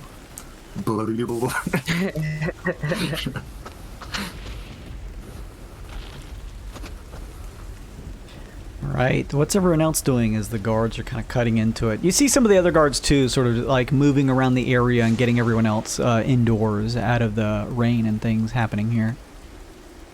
I mean, maybe if we start like a big bonfire or something, we can burn it and get totally rid of it. Well, that's the only reason they're not doing it is because it's raining right now. Oh, yeah, that's right. So for now, they're at least just kind of like chopping it up into pieces that would be difficult for it to reassemble itself. Yeah. I would find the head guard, the guard captain, that's what they call him, the guard captain, and kind of explain all the weaknesses, all the boons, all the busts of these creatures. And then also tell him that he should also, I think, again, I feel like I'm going crazy right now, but maybe to also tell all the other Helpers Hands guilds to spread the word that there's a Lucent enraged monster. They nod as they continue to just work diligently in the darkness of the rain here. It's kind of lit up like Game of Thrones style by some nearby torchlight. We're at a crazy monster caution. There's no need to think that it's a warning quite yet. We'll keep our eyes and ears out. Thank you for the information, and thank you for helping us fail this beast. Your timing was impeccable. Maybe just washing up for a few minutes. I'm gonna ask the guard if there's a place I can post up to keep watch for this thing for a little bit until we head to bed. I assume it can't fly like a whole zone in one night, but just to be safe. We don't know that they can't. Yeah, we don't know how fast it is. Yeah, They were warping all over the map, so. Yeah, we gotta get healed up as fast as possible and engage this other one. The guards would turn and say, we're going to have men posted up throughout the evening on the perches. He points to these areas you see nearby. They're just like kind of guard posts that sit on the tops of the walls. You're welcome to keep an eye out with us if you'd like. Not very easy seeing out there, but at least we can give a quick warning shout to those who may be within the walls. Jimmy's gonna commando style just get some mud and like put it under his eyes like eye paint, and then just curl up underneath this tree over here and just kind of hang outside for a little bit until it gets late enough to go to sleep. I'm going straight to sleep. Yeah, it's like the middle of the night, I think. Yeah, it's night out right now. We'll switch to the map here in just a second. How beat up? Like, could Lankin stand watch too, or does he like have spell slots he needs to recharge or whatever? He definitely does. Okay. Anybody? I think everyone except Jim really Okay. got damaged. Gonna say I can burn whatever spell slots I have for healing on somebody else if they're trying to help Jimmy with watch. I mean, if we're gonna like do watches, Opie can go first. He's really not. Let's not go without now. I don't think we're in imminent danger, but we need to be aware. Yeah, at some point the guards would turn and say, if you need rest, please, seek it inside. You would be one of the pivotal members to help stave off if another one comes. We'd rather you be rested. We can keep watch if need. We are our best weapons, and rested we are our best. Okay. With that in mind, could we instruct the guards to use like the, I don't know, the wagon vision, whatever tracks the monsters on the map, and if it sees it enter the zone, like let us know? They shake that their just something heads and say, unfortunately, that gift has only been blessed to you, the well-wishers, making the pilgrimage. Okay. Lincoln can be conscious the whole night. He just, as long as he's like immobile, I think is the Not difference. moving, yeah. So Yeah. he can keep watch for it. Okay. Good thinking, Forte. Dragging himself, dragging the shield on the ground, just completely just destroyed. Now rest. You got that ass pounded.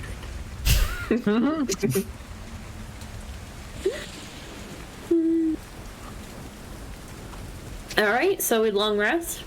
Long rest time. Oh yeah. Oh, yeah. Oh yeah. Can I get a oh yeah? You know what? Yeah, you actually can.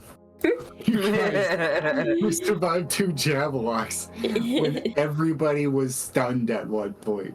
I'm not gonna lie, I saw that thing Okay. standing next to it. I was like, that thing's not gonna teleport with us. Fucking.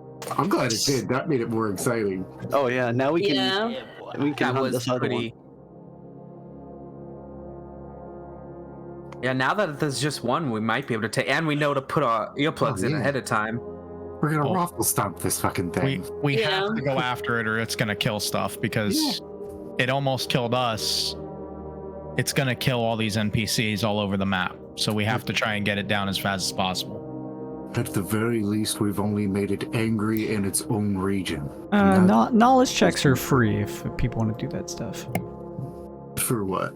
Forte's too beat up right now. Just trying to like assess the capabilities of the one that still exists. one. You said survival? Roll. I'd take survival, nature.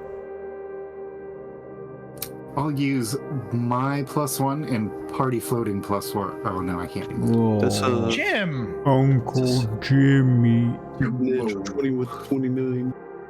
Take one of those good boy cards real quick. Amanda, there's going to be one marked off the harmonic flux, but don't do that just yet. Let's just add 14 points to it, as you have failed one part of the larger boss of the Grey Doldrums. Nice. We were low last time too, well, Right. like 50s, right? Yeah, we were at 54 and now we're at 68. Oh, almost nice. Let's see here. Professor Bark, you would get this inkling, but especially Uncle Jimmy. You get the sense that those creatures are more than apt to track their prey. However, it is likely the case that they will not travel the world to do so. They will not extend their hunt outside of their domain, i.e. the Grey Doldrums, to do so. Right, so we That's good at least. grab the other one's head, throw it down in a square, and just camp out and wait for it to come to us once we get in the Great Doldrums. Take it back with us. We kind of have to because it's gonna track us and it. So Just mount its head on the top of the wagon.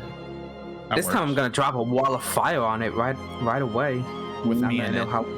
Just lock me in there with it.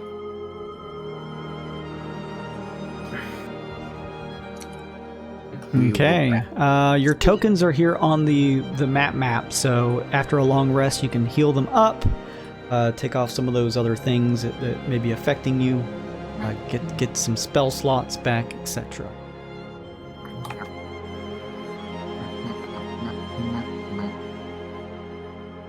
As you wake, the rain dissipates. Occasionally, some of the guardsmen come in and check in on each of you to make sure that you didn't need anything else. And yeah, everyone tends to their wounds, mending to themselves. The sound of the pattering rain that was hitting the rooftops once you tried to settle in has dissipated, and the soft twilight from the Gleedlekin outside signaling light time appears as you pull yourselves out of bed. It is 4 light time now. The night is over, and you have all survived, despite having a bit of a panic and pulling one of them with you to try and escape danger. In some ways, it may have been a boon in the end, as you were able to fell it separated from its potential mate. Nice.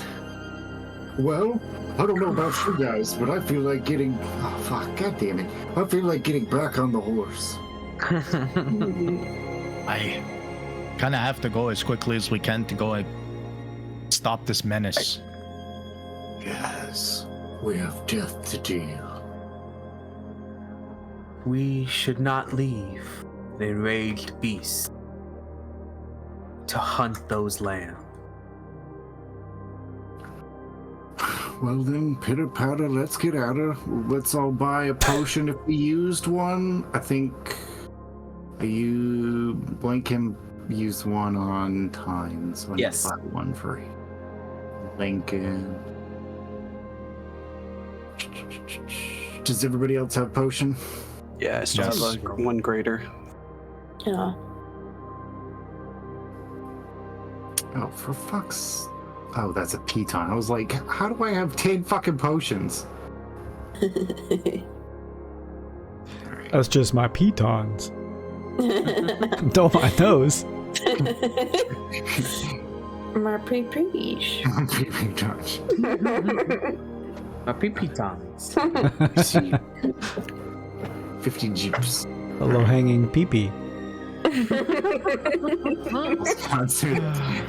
Jesus Christ. Just did. Cheese wheel. Oh, no. The old Pringle King Kong. Kevin. Hensile Pringle Can Kong. All right. Are we going to the? Yes. Tyne, did you get a sandwich? Lakin's upset with his little spike pitons. Let's go. Yeah, we would. Help So- with me. Yeah, we're going there. Yeah. Then try Okay. and Taking its find- head with us? Yeah. Where were we when we ran into them? Like, Like Down approximately. near Epicedium. Oh, yeah. Yeah, you're In like between mid. Dudes and Epicedium. Yeah, mid-grade doldrums area. oh no, if it's attacking all the naked dudes. Oh no, not dudes. Alright, yeah. Well, that's a good idea. Jason, could I take a far stretch on something to help attract the thing? Could I Trying. could I say that for maybe a survival check, I get a bunch of scales, and in our downtime before we head out, I get with Forte to get a handful of scales to make like a little flag of its scales and just mount it on the top of our wagon. Sure. That'll probably take like an hour or two. Here's the other thing. As you all Grim begin to head effigy. back towards the cart, you notice that it has taken some damage. The top of it is nearly torn asunder. The front of it, the kind of overarching wood that is the front end of the top portion has been kind of cracked in from where the creature is putting its weight down as it was bearing down on Forte. It's not looking great. Mending. All right, so we'll just 2d4. press ahead an hour as you do some mending. Forte, you're doing some mending too? Oh, the 8. Hey, that's what we like to see. Love to see it. 2 4s. 20 survival.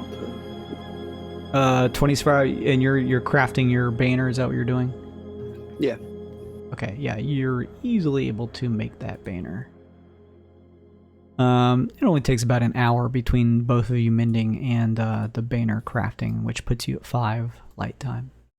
It doesn't have to be anything big, just like one of those like medieval long banners, just so when the wind catches it, it'd blow its scent out there. Kind of a trophy, if you will.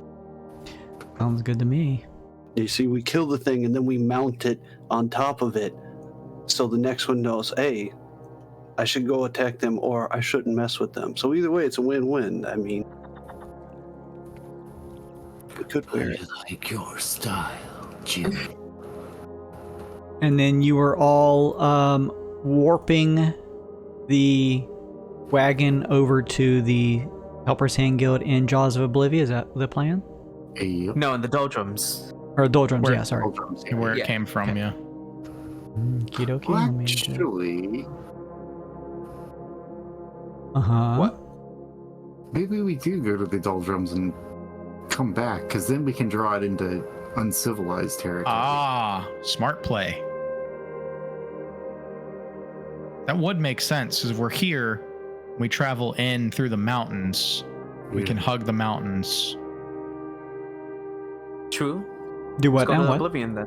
So we're We're gonna go gonna, to doldrums instead, so that we can No, start the drawing Jaws of away Oblivion. from, or yeah, Jaws of Oblivion, Helper's Hand Guild. Okay. Going there 'Cause instead? Yeah, the attempt is going to Yeah. be to draw it away from all the populous areas we know. Sure, okay. we should lead it to Karnak. Yeah. Fuck that guy. Jim, I need about 45 more of those banners. I'll get right on it, yeah. Actually, which does beg the next point. I know hunting, and the best time to hunt is when the prey thinks, when the prey thinks it's the hunters. We should attack it at night, so I think we should sit around during the day. Well, it seems to hunt at night. It doesn't show up during the day. Right, Yeah. so we should pass through the day, not spend any time moving. Well, Any time moving. any moving. Ah, Ah. Ah. All right. Placing your hands on the card after giving it a little bit of a fix-up, you disappear from your veil, appearing at the Helper's Hand Guild in the far-off region of the Jaws of Oblivion.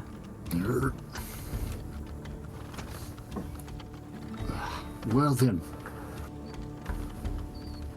I think What we is should make dragons? progress at least until we break back into the Grey Doldrums, and then rest until it becomes night. until it becomes. Wait a minute. I thought you said you didn't want to travel during the night. I was thinking that, but we'll also need to be in its domain so that it starts to hunt us. We don't want it mad and trouncing around where we last saw it, which was by people we knew.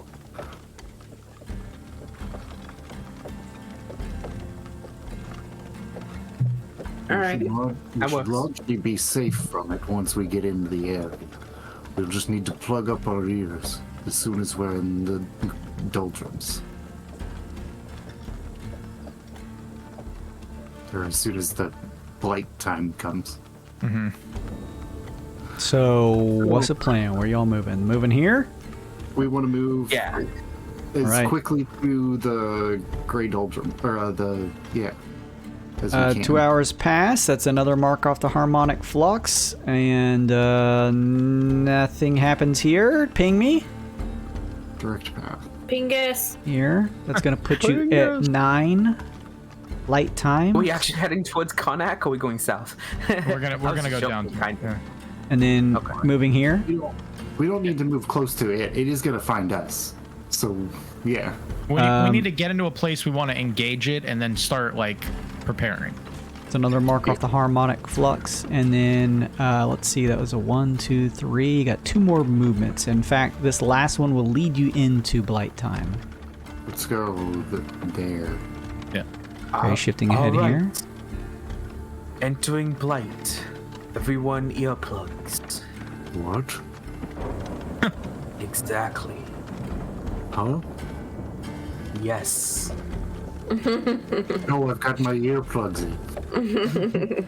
Perfect. What? Yes. And that encourages everybody else to put theirs in.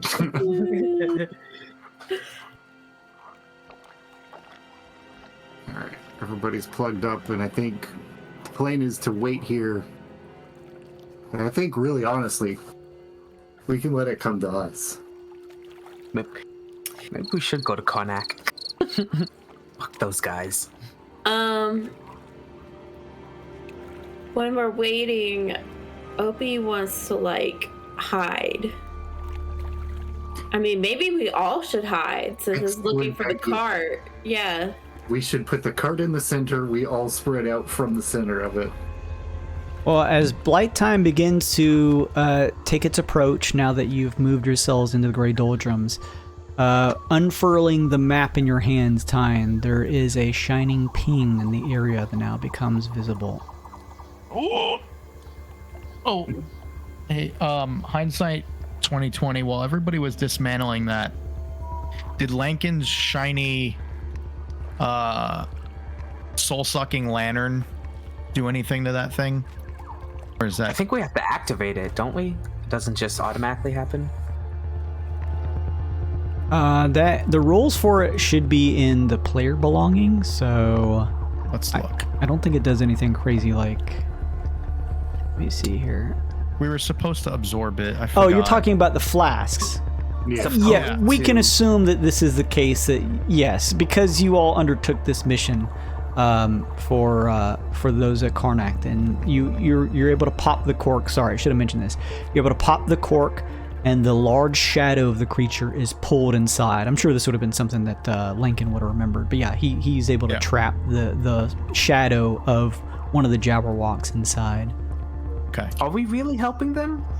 No. Because if so, we need to have a conversation, because Tyne is not okay with that. Well, just Like, 100% not okay We are with it. collecting them. We are not giving them to them. Okay.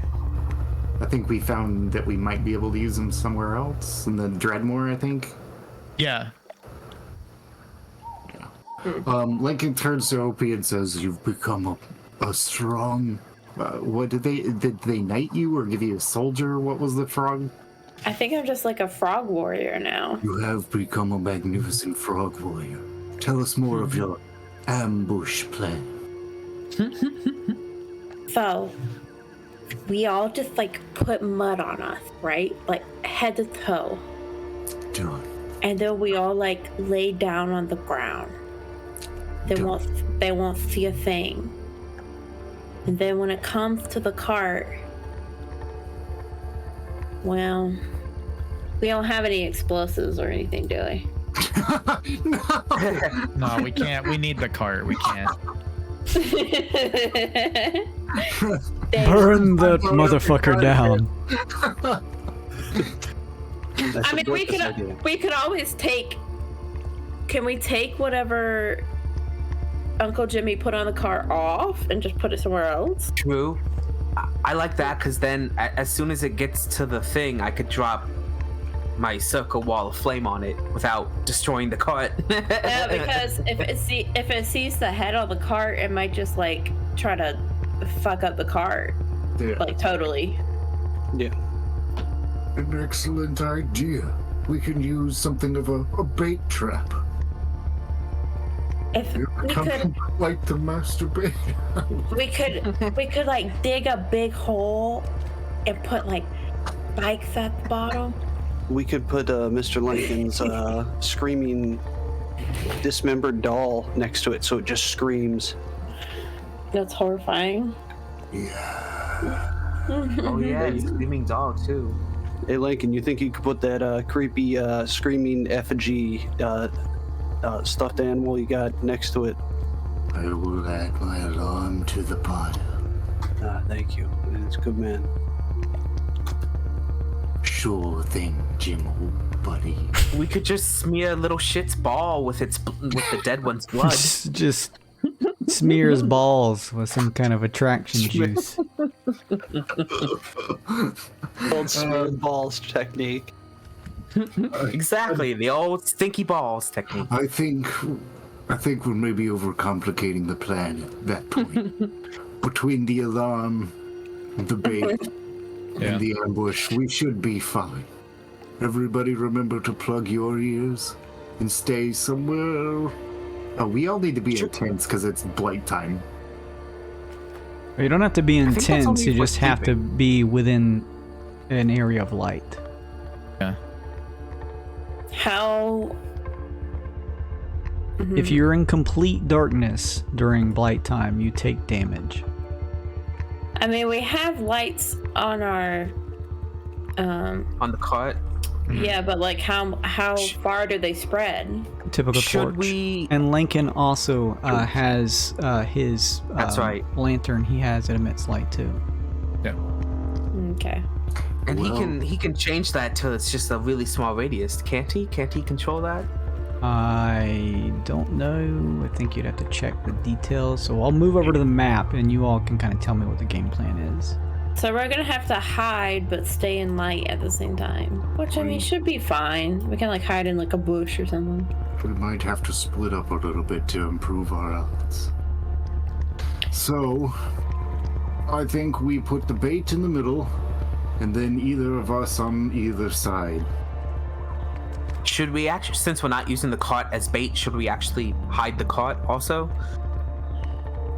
Yeah, we can decide which of the Like- softer side, which of the sides is going to be the softer target, and put the cart over there. If we put Bait. the bait somewhere like in between two trees, I can cast a web and try to restrain it at least. Oh, yeah, actually, great.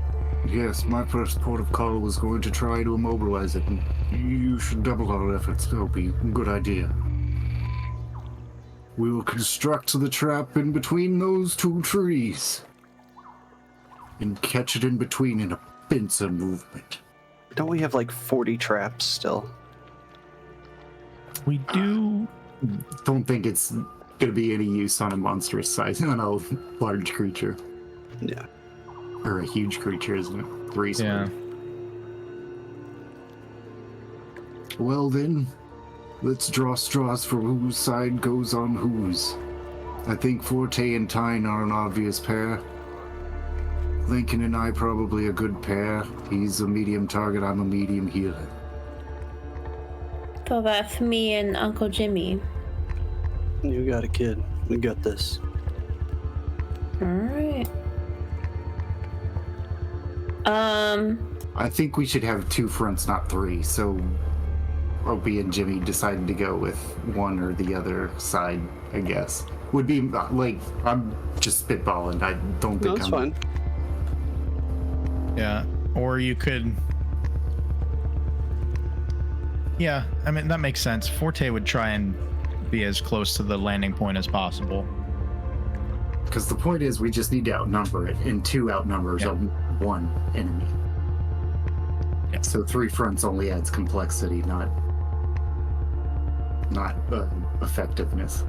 Can As long as I'm we? within 120 feet. Say Can we? it- Say Kevin? it again, Kevin. What'd you say, Kevin? As long as I'm within 120 feet. Oh, okay. Yeah. I think you cut out a little bit. Yeah. Yeah, my system's running like trash, like normal. Can we look at the map closely and like see how fast it's approaching? Like just so we can like guesstimate how soon it'll be Yeah, is here. it any closer, Jason? As you unravel the map, an hour begins to pass. It moves a hex closer. It is moving closer. Okay. Based good. on how, if it is trailing you, and based on how it is moving, it will arrive in 5 hours. Is that still gonna be blight time? That will still be blight time. That'll be 6 blight time, in fact. Hang on, that'll be... you can go ahead if you want to and mark off one off the harmonic flux. If it arrives and you let it, that'll be 7 blight time. Nice. Okay. We've got the whole night down, Dopey. We have some time, so let's get this right. Yes. Well, So then- we have time to dig a big hole and put sharp sticks at the bottom. I have a shovel. Opie starts digging a hole. Professor Park puts a hand on Opie's shoulder and says, "Not that I don't appreciate the bird skin, but it is a flying serpent beast." Oh, you're totally. That's why you're a professor. You're so smart. It's all right, Opie. Thinks about things like, wings. Yeah. You're excited and on your first real monster hunt. It's exhilarating. But do think of anything you can prepare the area with. I don't personally think I have anything else unless y'all do. Like anything else to like prepare, really. I'm just ready to drop fire. Dropping that fire. Yeah. I think Lincoln will team up with Forte and kind of remind him say that I can probably move you and I closer with our first movement so that you can be in tight with it. I have a score to settle. We also, Fucking do it. I think if we put maybe too much out, I mean, I don't want to overthink it, but I don't want to draw anything else to us because we are out in the middle of the wilds. 'Cause something else might sneak upon us too. Yeah, we're going into hunting blinds as soon as we're ready. I'll do Yeah. So where are we posting up exactly? Why don't you and the card stay on this side, and then me and the boys will go out to the woods.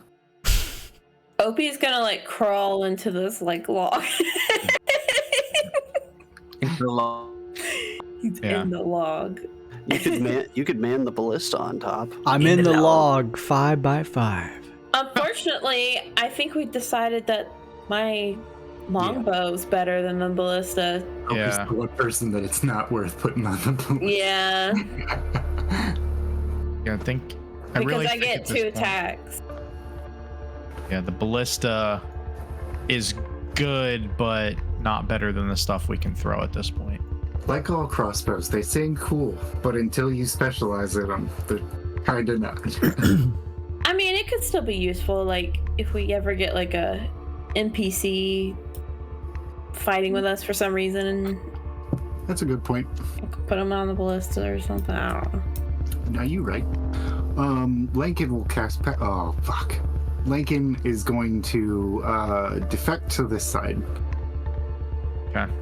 Yeah. Lincoln is going to pass without trace on this side. Opie's gonna try to crawl up into this tree. Okay, sure. Yeah, It's a little can do slippery and wet, but you're able to do that. he's a frog boy. He's used to that.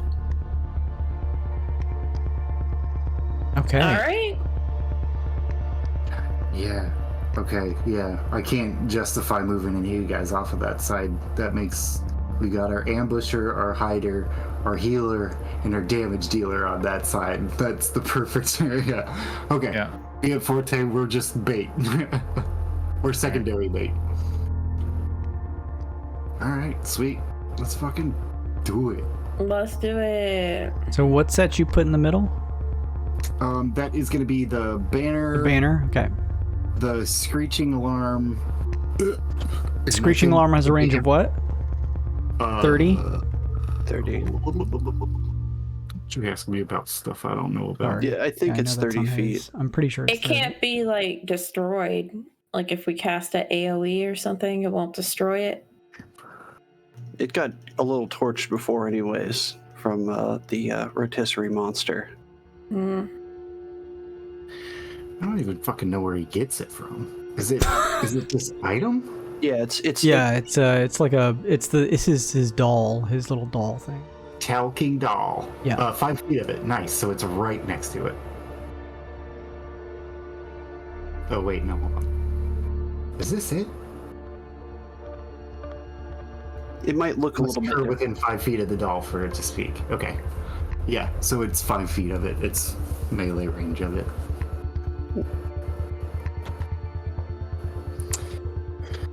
So the plan is you have that set up, and then when you see the creature and it lands, you're going to begin the attack. Yes. Yep. With Okay. all the ire we can muster. Okay. You begin the long wait. And we all have our ears plugged up at this point. Okay. Lincoln, I'm just gonna get my buffs out of the way. Lincoln is pass without trace, so everybody on this side has +10 to stealth checks. I'm gonna tap Forte on the shoulder, give him +10 movement speed with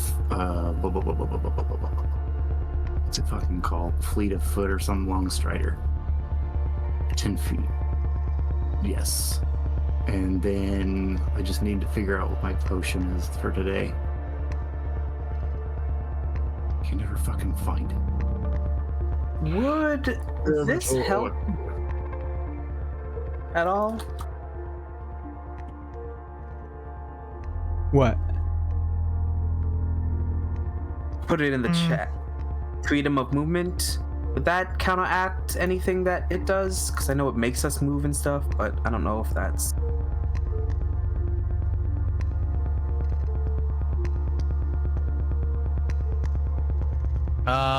Well, Opie's favorite terrain is Yeah, I know Opie's Mud. cool, but I didn't know if maybe Lankin or...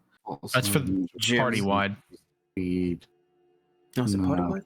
No, because it's not a paralyzer or a strain. Okay.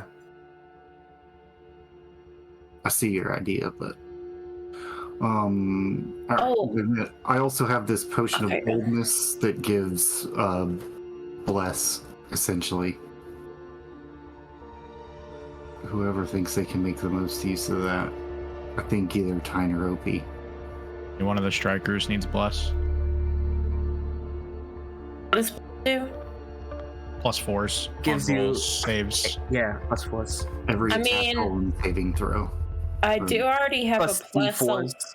I have a +11 attack, so I mean, if somebody else needs it, maybe. Okay. Yeah, Tyne, take it. We need every advantage for you to not get stunned. Well, no, we don't need to worry about stun. Okay. Jimmy, you take it. All right. You've got sneak attack. If anything needs to hit, you do. Thank you. Yeah, okay, sweet. Alright. That's all my buffs. I'm out of the way now. I'll prep the bottle as soon as I see it. I get a free hand anyways because it's a hand crossbow, so I can hold something in my offhand. So I'll keep the bottle like ready so I can pop it. Always keep the body ready. Yes. Set up. Settled. Hidden as well as you can, out of sight. You all begin I to think wait. Kevin crashed. Oh no, Kevino. He was probably just reconnecting. Yeah. The unnerving weight is multiplied by the fact that with all of your earplugs in, all you can feel is the subtle vibrations of the swamp around, a somewhat humid temperature. Otherwise, you hear nothing but pure silence. You do not know where the creature is going to come from. You hope that when it arrives, it will go for the trap you set up in the center. A banner made from scales of what could potentially be its mate set up. Everything is completely quiet as several hours pass by. Tyne, keeping the map unfurled to occasionally look down at it, the glowing light begins to overtake your position on the map. I will first. I have Mind Link. It doesn't have any sort of. I can do it as it seems. I can do it as many times a day as I want. So I will first. Well, I'll just do it one by one and tell everyone it's here. It'll be here. It's over our space or whatever. Yeah. Oh, okay, nice. Good idea. So I can Mind Link with anyone as long as I'm within 80 feet of them. Yeah, you can be linked with Bark. That would make sense. Yeah, keep the talkie open with Bark, but good to let everybody know. You don't know where it is, Tyne. And as you look up, outside of the range of the torchlight of your cart, it is nothing but pure darkness. It's out there somewhere. And it is coming. Could I take a stealth, or could we take a stealth check? Yeah, we could. Sure. Everybody on Lincoln's side gets a +10. I was gonna say we have +10 on Lincoln's side, yeah. It's 35 total. Mm-hmm. This is one of the most broken spells I have. Like, I Yep. love this fucking spell. Yeah. No big deal, 35 from Lincoln. I got a 23 with my +1. Nobody ever rolls under like a 12 when this spell was up Cast too. without trace, That's my yeah. favorite part. It's like cartoon levels of hiding behind like a pole or something. Just disappears.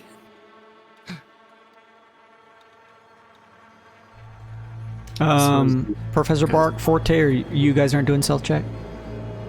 Good, but we should do it. Or no, you did one, Professor Bark. Or what? That was Lincoln's. Okay. That was Lincoln, yeah. I mean, I'll do it at disadvantage, but Yeah, it's not nothing. it's a 6. Forte's like got the tiniest of tiny little torches trying to keep everything okay over here, so it's kind of like glinting off of his beat up scale mail. Mm-hmm. Mm-hmm. I have scale. You'll begin to peer around. Chain, not scale. Forte, you can't hear anything, but you know the shifting of your armor is slightly impactful in terms of the noise in the area. But you still try to remain hidden. Everyone continues to peer through the trees, looking up, wishing you had a sight that extended further than what it is here. Side beyond side. Things are completely quiet. All of you begin to see something out in the distance. It looks like a long ray of pure red that seems to shoot somewhere from deep or high up in the sky, and without warning, within a split second, the beam shreds through the area, cutting through Professor Bark and Forte's position. I need both of you to please make me a dexterity saving throw. I'm sorry, a beam? That's correct. Yeah. Wait, it's got a It's laser. got like lasers. Great. By the way, it regenerates and it has lasers. 16. Forgot about the lasers. 6 for Forte. Okay. Anyone want one of the floating +1s? I used mine.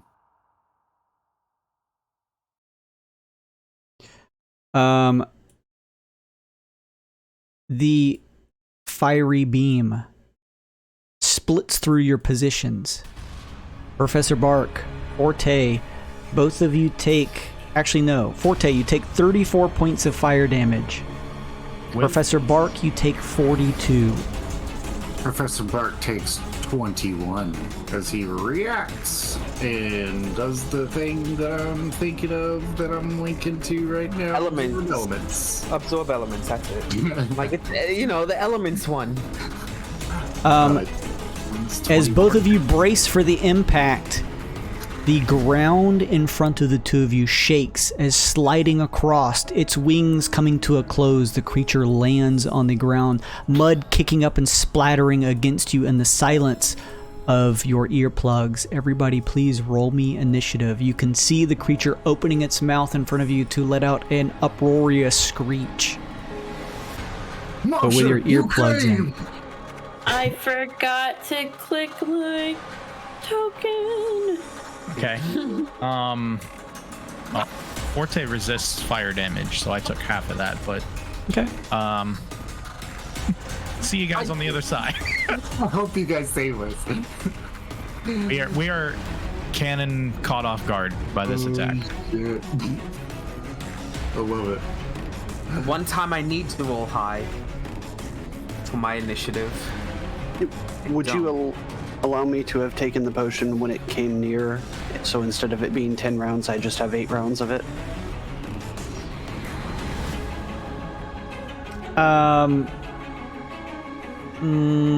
This all kind of happened in one fell swoop. So in this case, no. Okay. It's an ambush to ambush. Yeah, normally I would give you guys all the advantages in the world because you set up really well. But the thing is, it is also has the advantage too. So it's sort of like a trade-off. Between Opie and Lincoln, who has a higher dex? I have a plus. Oh, Lincoln. Lincoln's 18. Oh, wait, I'm 20. I have a plus 5 dexterity. Shit. All right then, Opie. I rolled an 18. Opie, It didn't select it. Oh, here. Okay, let's add Uncle Jimmy here, and then punch in your 18.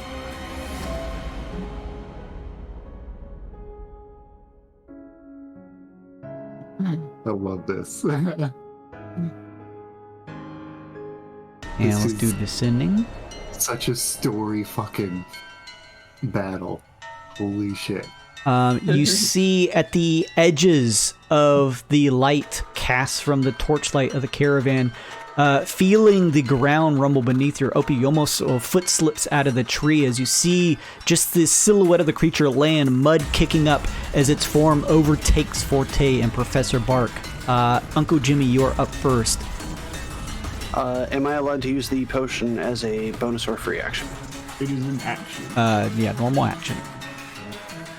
I have the advantage on this thing to start anyways. I have to take it for the Yeah, action. just Yeah. blast it first. and then- Advantage is more than twice better than a D4. I'm within range. I'm going to shoot at it. Oh, and you get your bugbear bonus, baby. Yes. A lucky boy card. Oh, that is a nasty card. Oh I my. move up.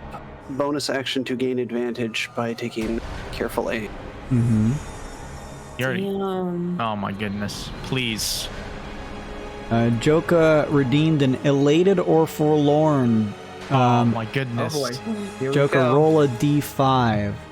I'm just going to go in order of the stream here, clockwise. So that's 1, 2, 3, 4, 5. That is Uncle Jimmy. Did your It faded. it faded? Okay, so then He already it's had still it, yeah, you, but- and you are forlorn.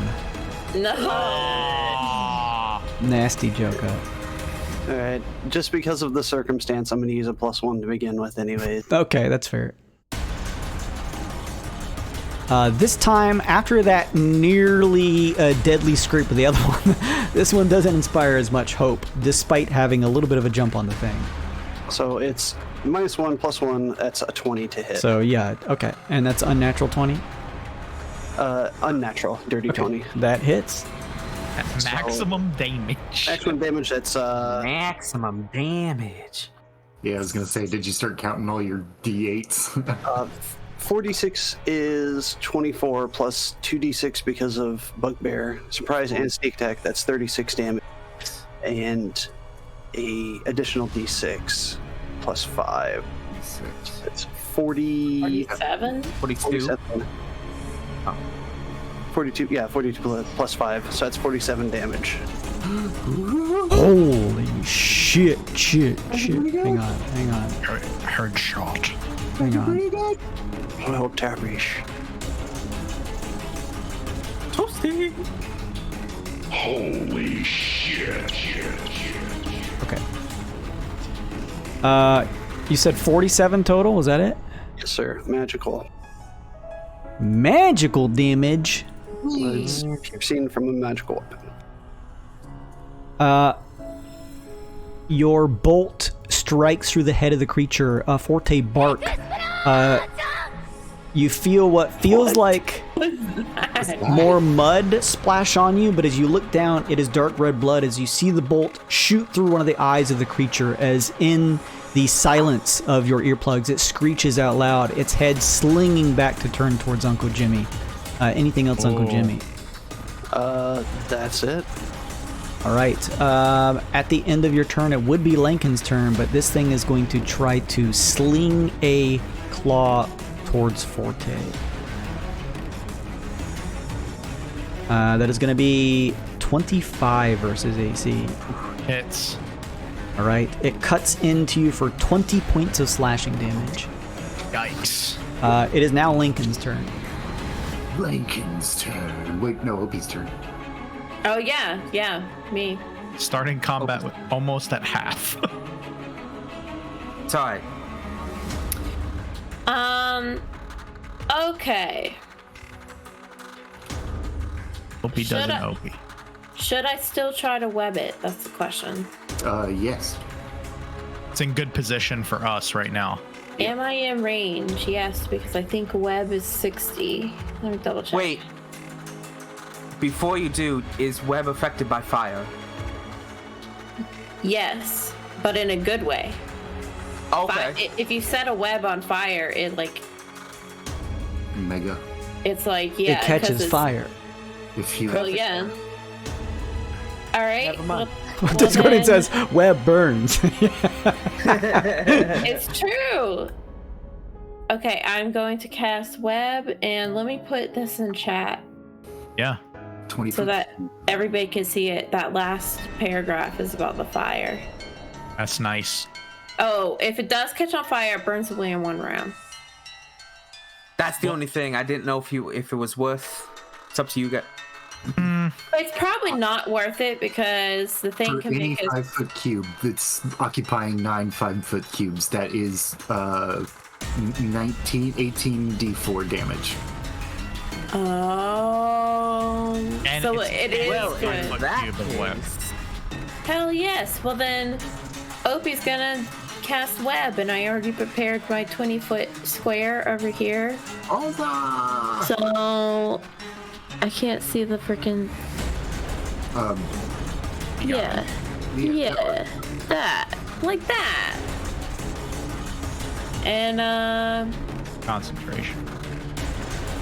yeah.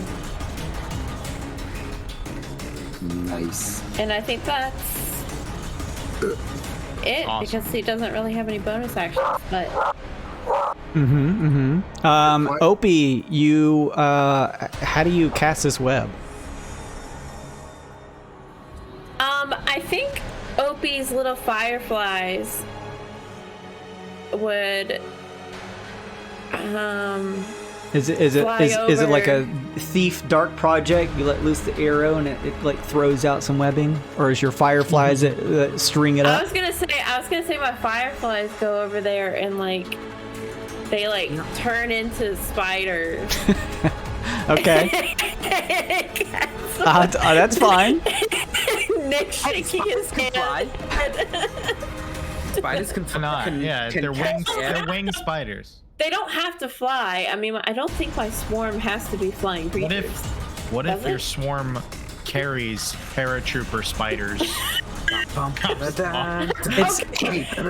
It's flavor. It can do whatever. I was gonna say it's D&D 5e. You have to homebrew to make it work anyway. They could be spiders if you want.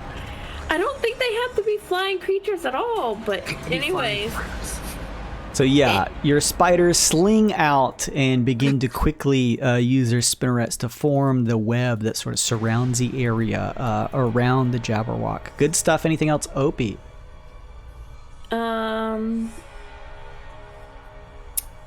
no.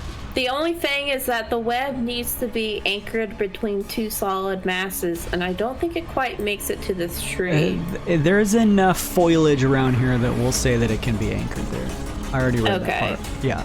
If it was Okay. in the middle of like an open field, that'd be one thing. But there's so many trees around here, this is fine. Okay, well then, we'll just do that then. All right, good stuff. 20 feet. It's close. At the end of your turn, Opie, it is going to use its last legendary action to try and swing its massive tail to Buffet Forte. That's 16 versus AC. Good for Forte blocks. Misses. All right. Throwing your shield up prepared this time, the tail smashes against your shield, nearly toppling you over, but you keep yourself firm. It is the creature's turn. It throws its head up. You see its neck shifting around as it probably tries to burble. Lincoln's. Opie went before Lincoln. Oh, that's right. That's right. Okay, sorry. Yeah, I had the turn here. flip-flopped. Oh, yeah. Okay. They're in the right order Lincoln now. up next. Lincoln said, "Did you say fire?" As his horns start to glow. Oh. Scorching ray, baby! Here we go. Three Scorching blasts. ray. Yeah. Hiya! Hiya! 18 hits. Right? 18 hits. Jesus Christ, we did it. Oh, yikes. It does 7 fire, and then I imagine it catches a bunch of web on fire. That is correct. Woo! Alright, so it was 2d4 per square, and it's occupying 9 squares. Amanda, roll 18d4. 18d4. Damn. I need this advanced dice roller. Flash roll, 18d4. I'm not gonna type. Oh my god. Oh my gosh. Oh my, look at all those My fails and student? still it's a 40. That's a 40? Even with 1, 2, 3, 4, 5 low rolls of the lowest roll. Them are low rolls. Well- to be honest. It's an amazing roll. To be fair, that damage doesn't hit it until the beginning of its turn, I think. Okay. Because it says Correct, dealing yes. 2d4 The beginning fire of its damage turn. to a creature that starts its turn in the So fire. does Lincoln do anything before the turn rolls over to it? As the web catches on fire as rays shoot out from your antlers, Lincoln. I don't think he needs to, but he's gonna cast Zephyr Strike and say, "Pretty." Okay. Anything else before the creature's turn?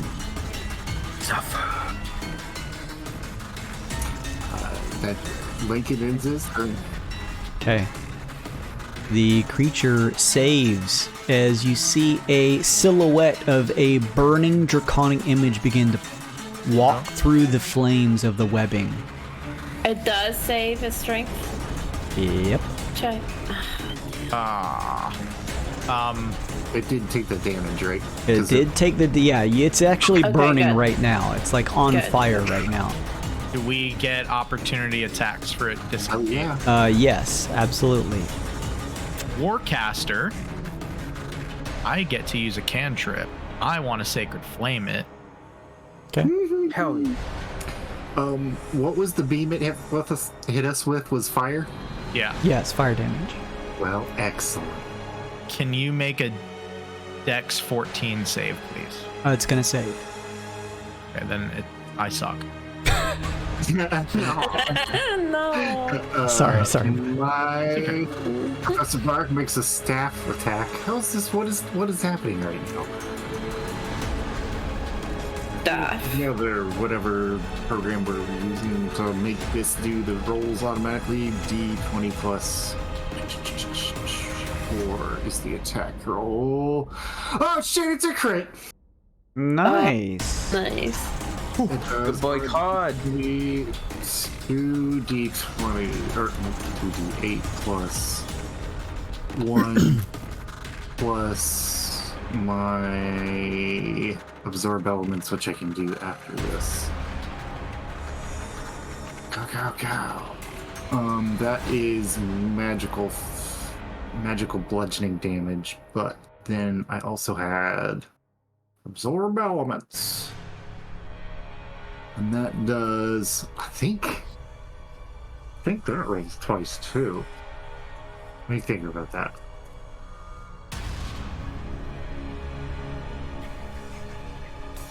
I'm gonna say no. It's not going to change the game. Yeah, we can check it out. It's an additional 3 fire damage. All right. Forte, I'm sorry. that's okay. Both of you trying to strike. Professor Bark, you're able to hit your mark as you strike into the creature with your staff. Pulling itself from the flame, you can see the creature badly burned. One of its eyes bludgeoned from the shot from Uncle Jimmy. It steps from the webbing flames, just sort of the silhouette of this huge draconic creature with this elongated neck, just standing in front of the flaming webbing. As you see its mouth open, a bright reddish light begins to form as a beam fires out. Uncle Jimmy, Lankin, Tyne, I need dexterity saving throws. Oh, y'all are in like a perfect line. Lincoln has absorb elements too. Yeah. Who had lightning rush? I'm gonna add a +1 and roll Me, my Forlorn. advantage for me. Nice. So -2 +1, that's a 19 total. Lightning rush is pick 2, right? What? Choose one. Oh, choose 1. Okay.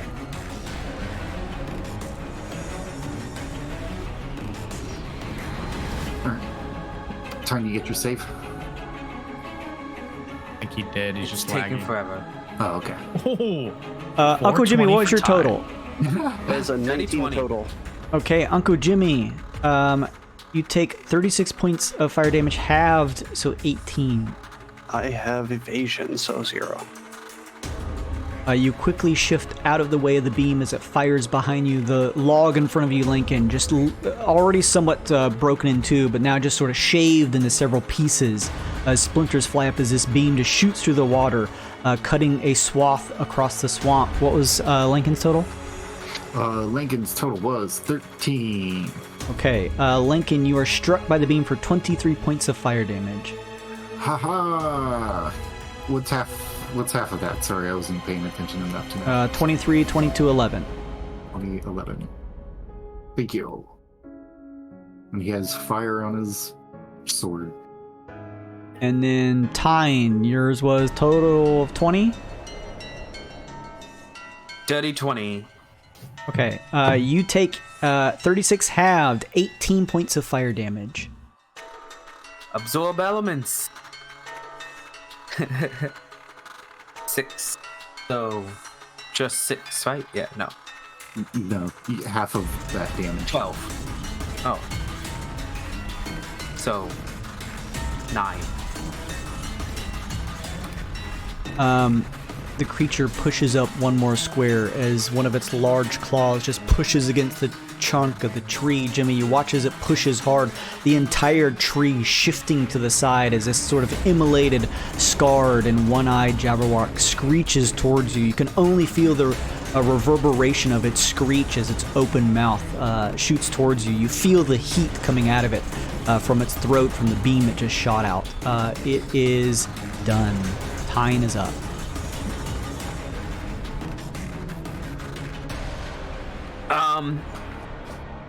So, you ever seen that trick where you can light a trail of smoke on fire with a lighter?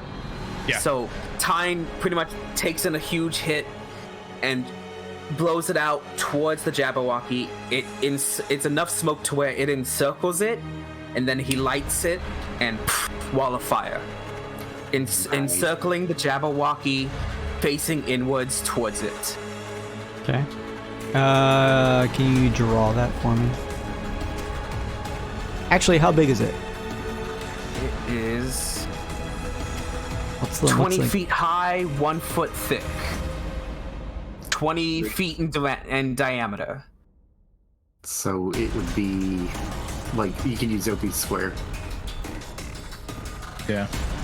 to draw. Yeah, 20 feet in diameter, 20 feet high.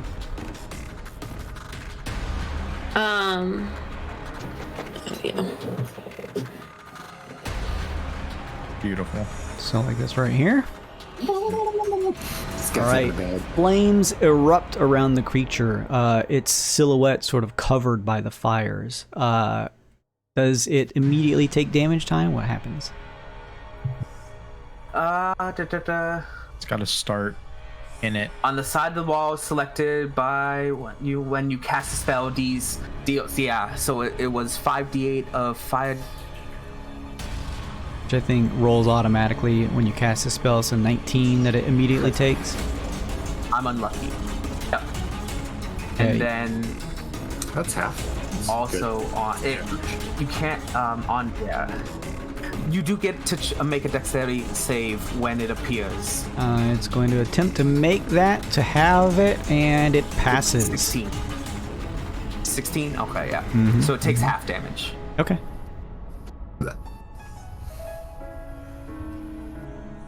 All right. Anything else? Time. The creature is engulfed in flame that erupts around the area. You can feel the searing heat coming off of it, Uncle Jimmy. And yes, I will, as a bonus action, cast my spirit totem in unicorn form. Can you do 2 spells in one turn? I don't think so. Spirit Or is this totem's a class thing. Class It's bonus ability? action. Oh, okay, gotcha. Yep. Okay, just making sure. Yep. So unicorn coming out then. Gross. Just I'll place it if you just want to put it down and give me control. Yep. Unicorn incoming and giving you control. Assume control. And All right, you got control of that. so I'll place it, but otherwise, No intellect devourers in the club this time, Discordian. Left of hours included. Oh, Jason, my apologies. I kept thinking evasion was part of my reaction. Can I use my reaction since it ended its turn next to me? To do what? To use skirmisher. I can move half my speed if it ends within 5 feet of me and not provoke attacks of opportunity. I thought evasion took my reaction. That's why I didn't do it. Sure, yes. I'm just going to move 5 back over here, or 10 over here then. Okay. All right, good stuff. Tying anything else? Otherwise, Professor Bark up next. no, I'm done. All right, How- good stuff. Professor Bark, what you got? How tall is the wall and how tall is the Jabberwock? Jabberwock is huge, so 30 feet high. Okay, no more questions, Your Honor. I think that was much taller than the wall. You at least can probably see, the long, lanky head of the creature poking out from atop the flames, yes. I'm going to look at it and say, curse you from this earth, return to it. And cast Earthbind. It probably isn't going to work, but if it does, it's going to be awesome. It has to make a DC 16 strength save, or have its flying speed reduced to 0. It is going to use its last legendary save to pass. Ah! You tried, dude. You tried. It's alright, yeah. No, we flushed it out of it. Yeah. All right. You watch as the ground beneath it tries to take hold, Professor Bark, but the creature is resilient. Anything else? I think I bonus action to shillelagh. Does that make more sense than transform? I'm gonna transform into a unicorn for me and Forte to get the fuck out if we need to. I'm a fanciful unicorn! Climb aboard me. Get on! Unfortunately not. Forte's essentially... If he were a barbarian, he'd be raging and bloodlusting at this point. It's a Neuropleurodon, Forte. It just gives me a little extra HP to survive some incoming splash damage. Yeah. All right, cool stuff. Anything else, Professor Bark? Otherwise, Forte up next. That's it. Forte banging the torch on his shield engages. 5, 10, 15, 20. 25, 30, 35. Thanks for the extra move. Yeah. I think 35 actually would be here. Trying to shield Jimmy. Puts his shield up. And does a traditional Forte turn. That's it. He casts Spiritual Weapon as a bonus action. Summons an anvil that tries to slam into the Jabberwock's face. Why did I even delete it? All right. 13 versus AC. That will not hit, unfortunately. And he will cast Spirit Guardians, Okay. creating a torrent of anvils, smithing hammers, pickaxes, and everything you could possibly find in a smithy. I like it. I like it. In a 15-foot sphere around Forte. Anything inside of it, save my friends, Jimmy, Bark, Lankin, Tyne, Opie, the cart, and little shit, will have to make a wisdom saving throw on its turn, and its movement speed is reduced by 10. Okay, good stuff. With that, Forte done, we roll back up to the top. Uncle Jimmy up next. Uncle Jimmy's gonna do what he do. What do you do? It's got to get through me to get to you. The creature is slinging its head back and forth, but begins to pull it down, seeing you, Forte, and Uncle Jimmy behind. It gnashes its teeth as you can see it burbling, but don't hear anything. Poke my head around the side and take. You know what? I'm going to use my bonus action to steady aim, so I get advantage on one shot instead. You're probably taller than Forte. You can use his head as like a tripod. Yeah, you just place it on top of Forte's head, him giving you just the balance you need to focus your shot. Gross. Even though he has earplugs in, he laughs and says, "I get it. Crosshairs." What's the 3d10 plus 3? That's My unicorn health. 24 hits. 24 minus 1 from Forlorn. That's 23 total. That still hits. Forlorn be damned. That's 30 damage. Taking aim, Uncle Jimmy, at the single eye left of the creature. You let loose your shot. The creature is burbling, screeching, caught in flame, and the runic pattern beneath Forte's feet. It has its one lone eye set on you, Uncle Jimmy, but that's the perfect target, and you watch as your bolt crosses through it.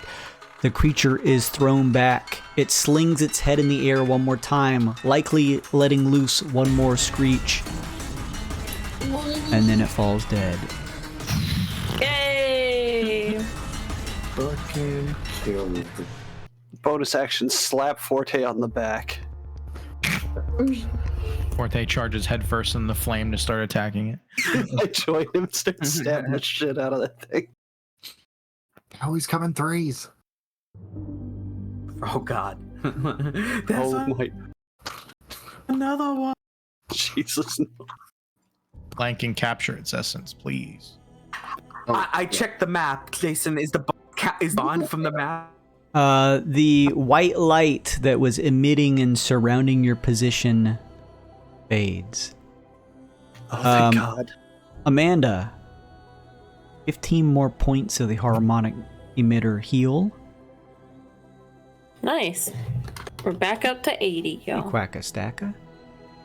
Quack. There it goes. And with the regional bosses of the Grey Doldrums failed, as Lincoln popping a cork, the shadow being consumed inside, that is 2 more shadows for you all to use. After what seemed like a incredibly dangerous situation that could have ended very badly for you all, You were able to pull through and not only fell one of the beasts, but finish the other off.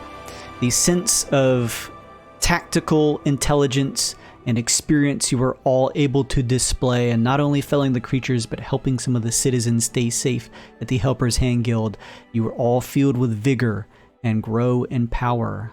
By next session, please level your characters up. What level does that put you all at? 9. 9. You'll be level 9. Yeah. 13, 16. 20. Yeah, next session, you will all be level 9. So 19? congratulations. No, Yes, 9. I'm sorry I Oh. didn't get to use those plus ones this session, Distals. But I will keep those in mind to make use of for next time when we play this again. Great job, everyone. That is another regional boss down. 2 left if you would choose to pursue them. Otherwise, that's a great place to wrap up for tonight. We're right on time, so thank you everyone for coming to join us tonight. We had to take last week off. I know I've been a little absent from some of my weekly streams, but I'll be coming back here within the next week or so, and we'll definitely be playing more of our Lucent Odyssey game here on Friday nights. The only reason we miss those is just if we have too many people out, that's all. So we'll continue to play this and finish this story up here with the party tying up loose ends before moving into the final region of the Forlorn Passage, the Flesh Plains. But thank you all so much for joining us. If you haven't already, please give us a follow. We're trying to build towards 850 followers. Go check out our socials. I really do appreciate it. And hey, if anybody's looking to join a D&D game, I got open seats on Tuesday evenings, Thursday evenings. Seat open for both of those games. It is a Spelljammer game set in the same world at 8 p.m. Eastern Time. Come check it out. First session is half price. Sunday, I'm trying to get a new game going. So if you don't want to join in to a game that is already running and want to start anew, go check out the details of that link in the chat. If you don't want to join, at least share it with a friend. I would greatly appreciate it. That's kind of my main source of revenue currently. So please go check it out. Share the word if you can. Thank you all for hanging out with us tonight. We'll be back next week with a Luke in tow once he returns from his excursions. So that was super fun. Thank you, everyone. Thank you, Discordian and everybody else. Joka, Mama Bear, Distals for hanging in, Quacka Stacka, who else? Our buddy, what's his name, man? A Knight? A Platinum Knight? Parallel Night. Parallel Knight. There we go. 128th. 128th, was Queen in here Gore. Thank you early so on. much. 128th. That's it for us. Stay safe out there. Drink plenty of water. Stretch your legs. We'll be back next week. Goodbye, everybody.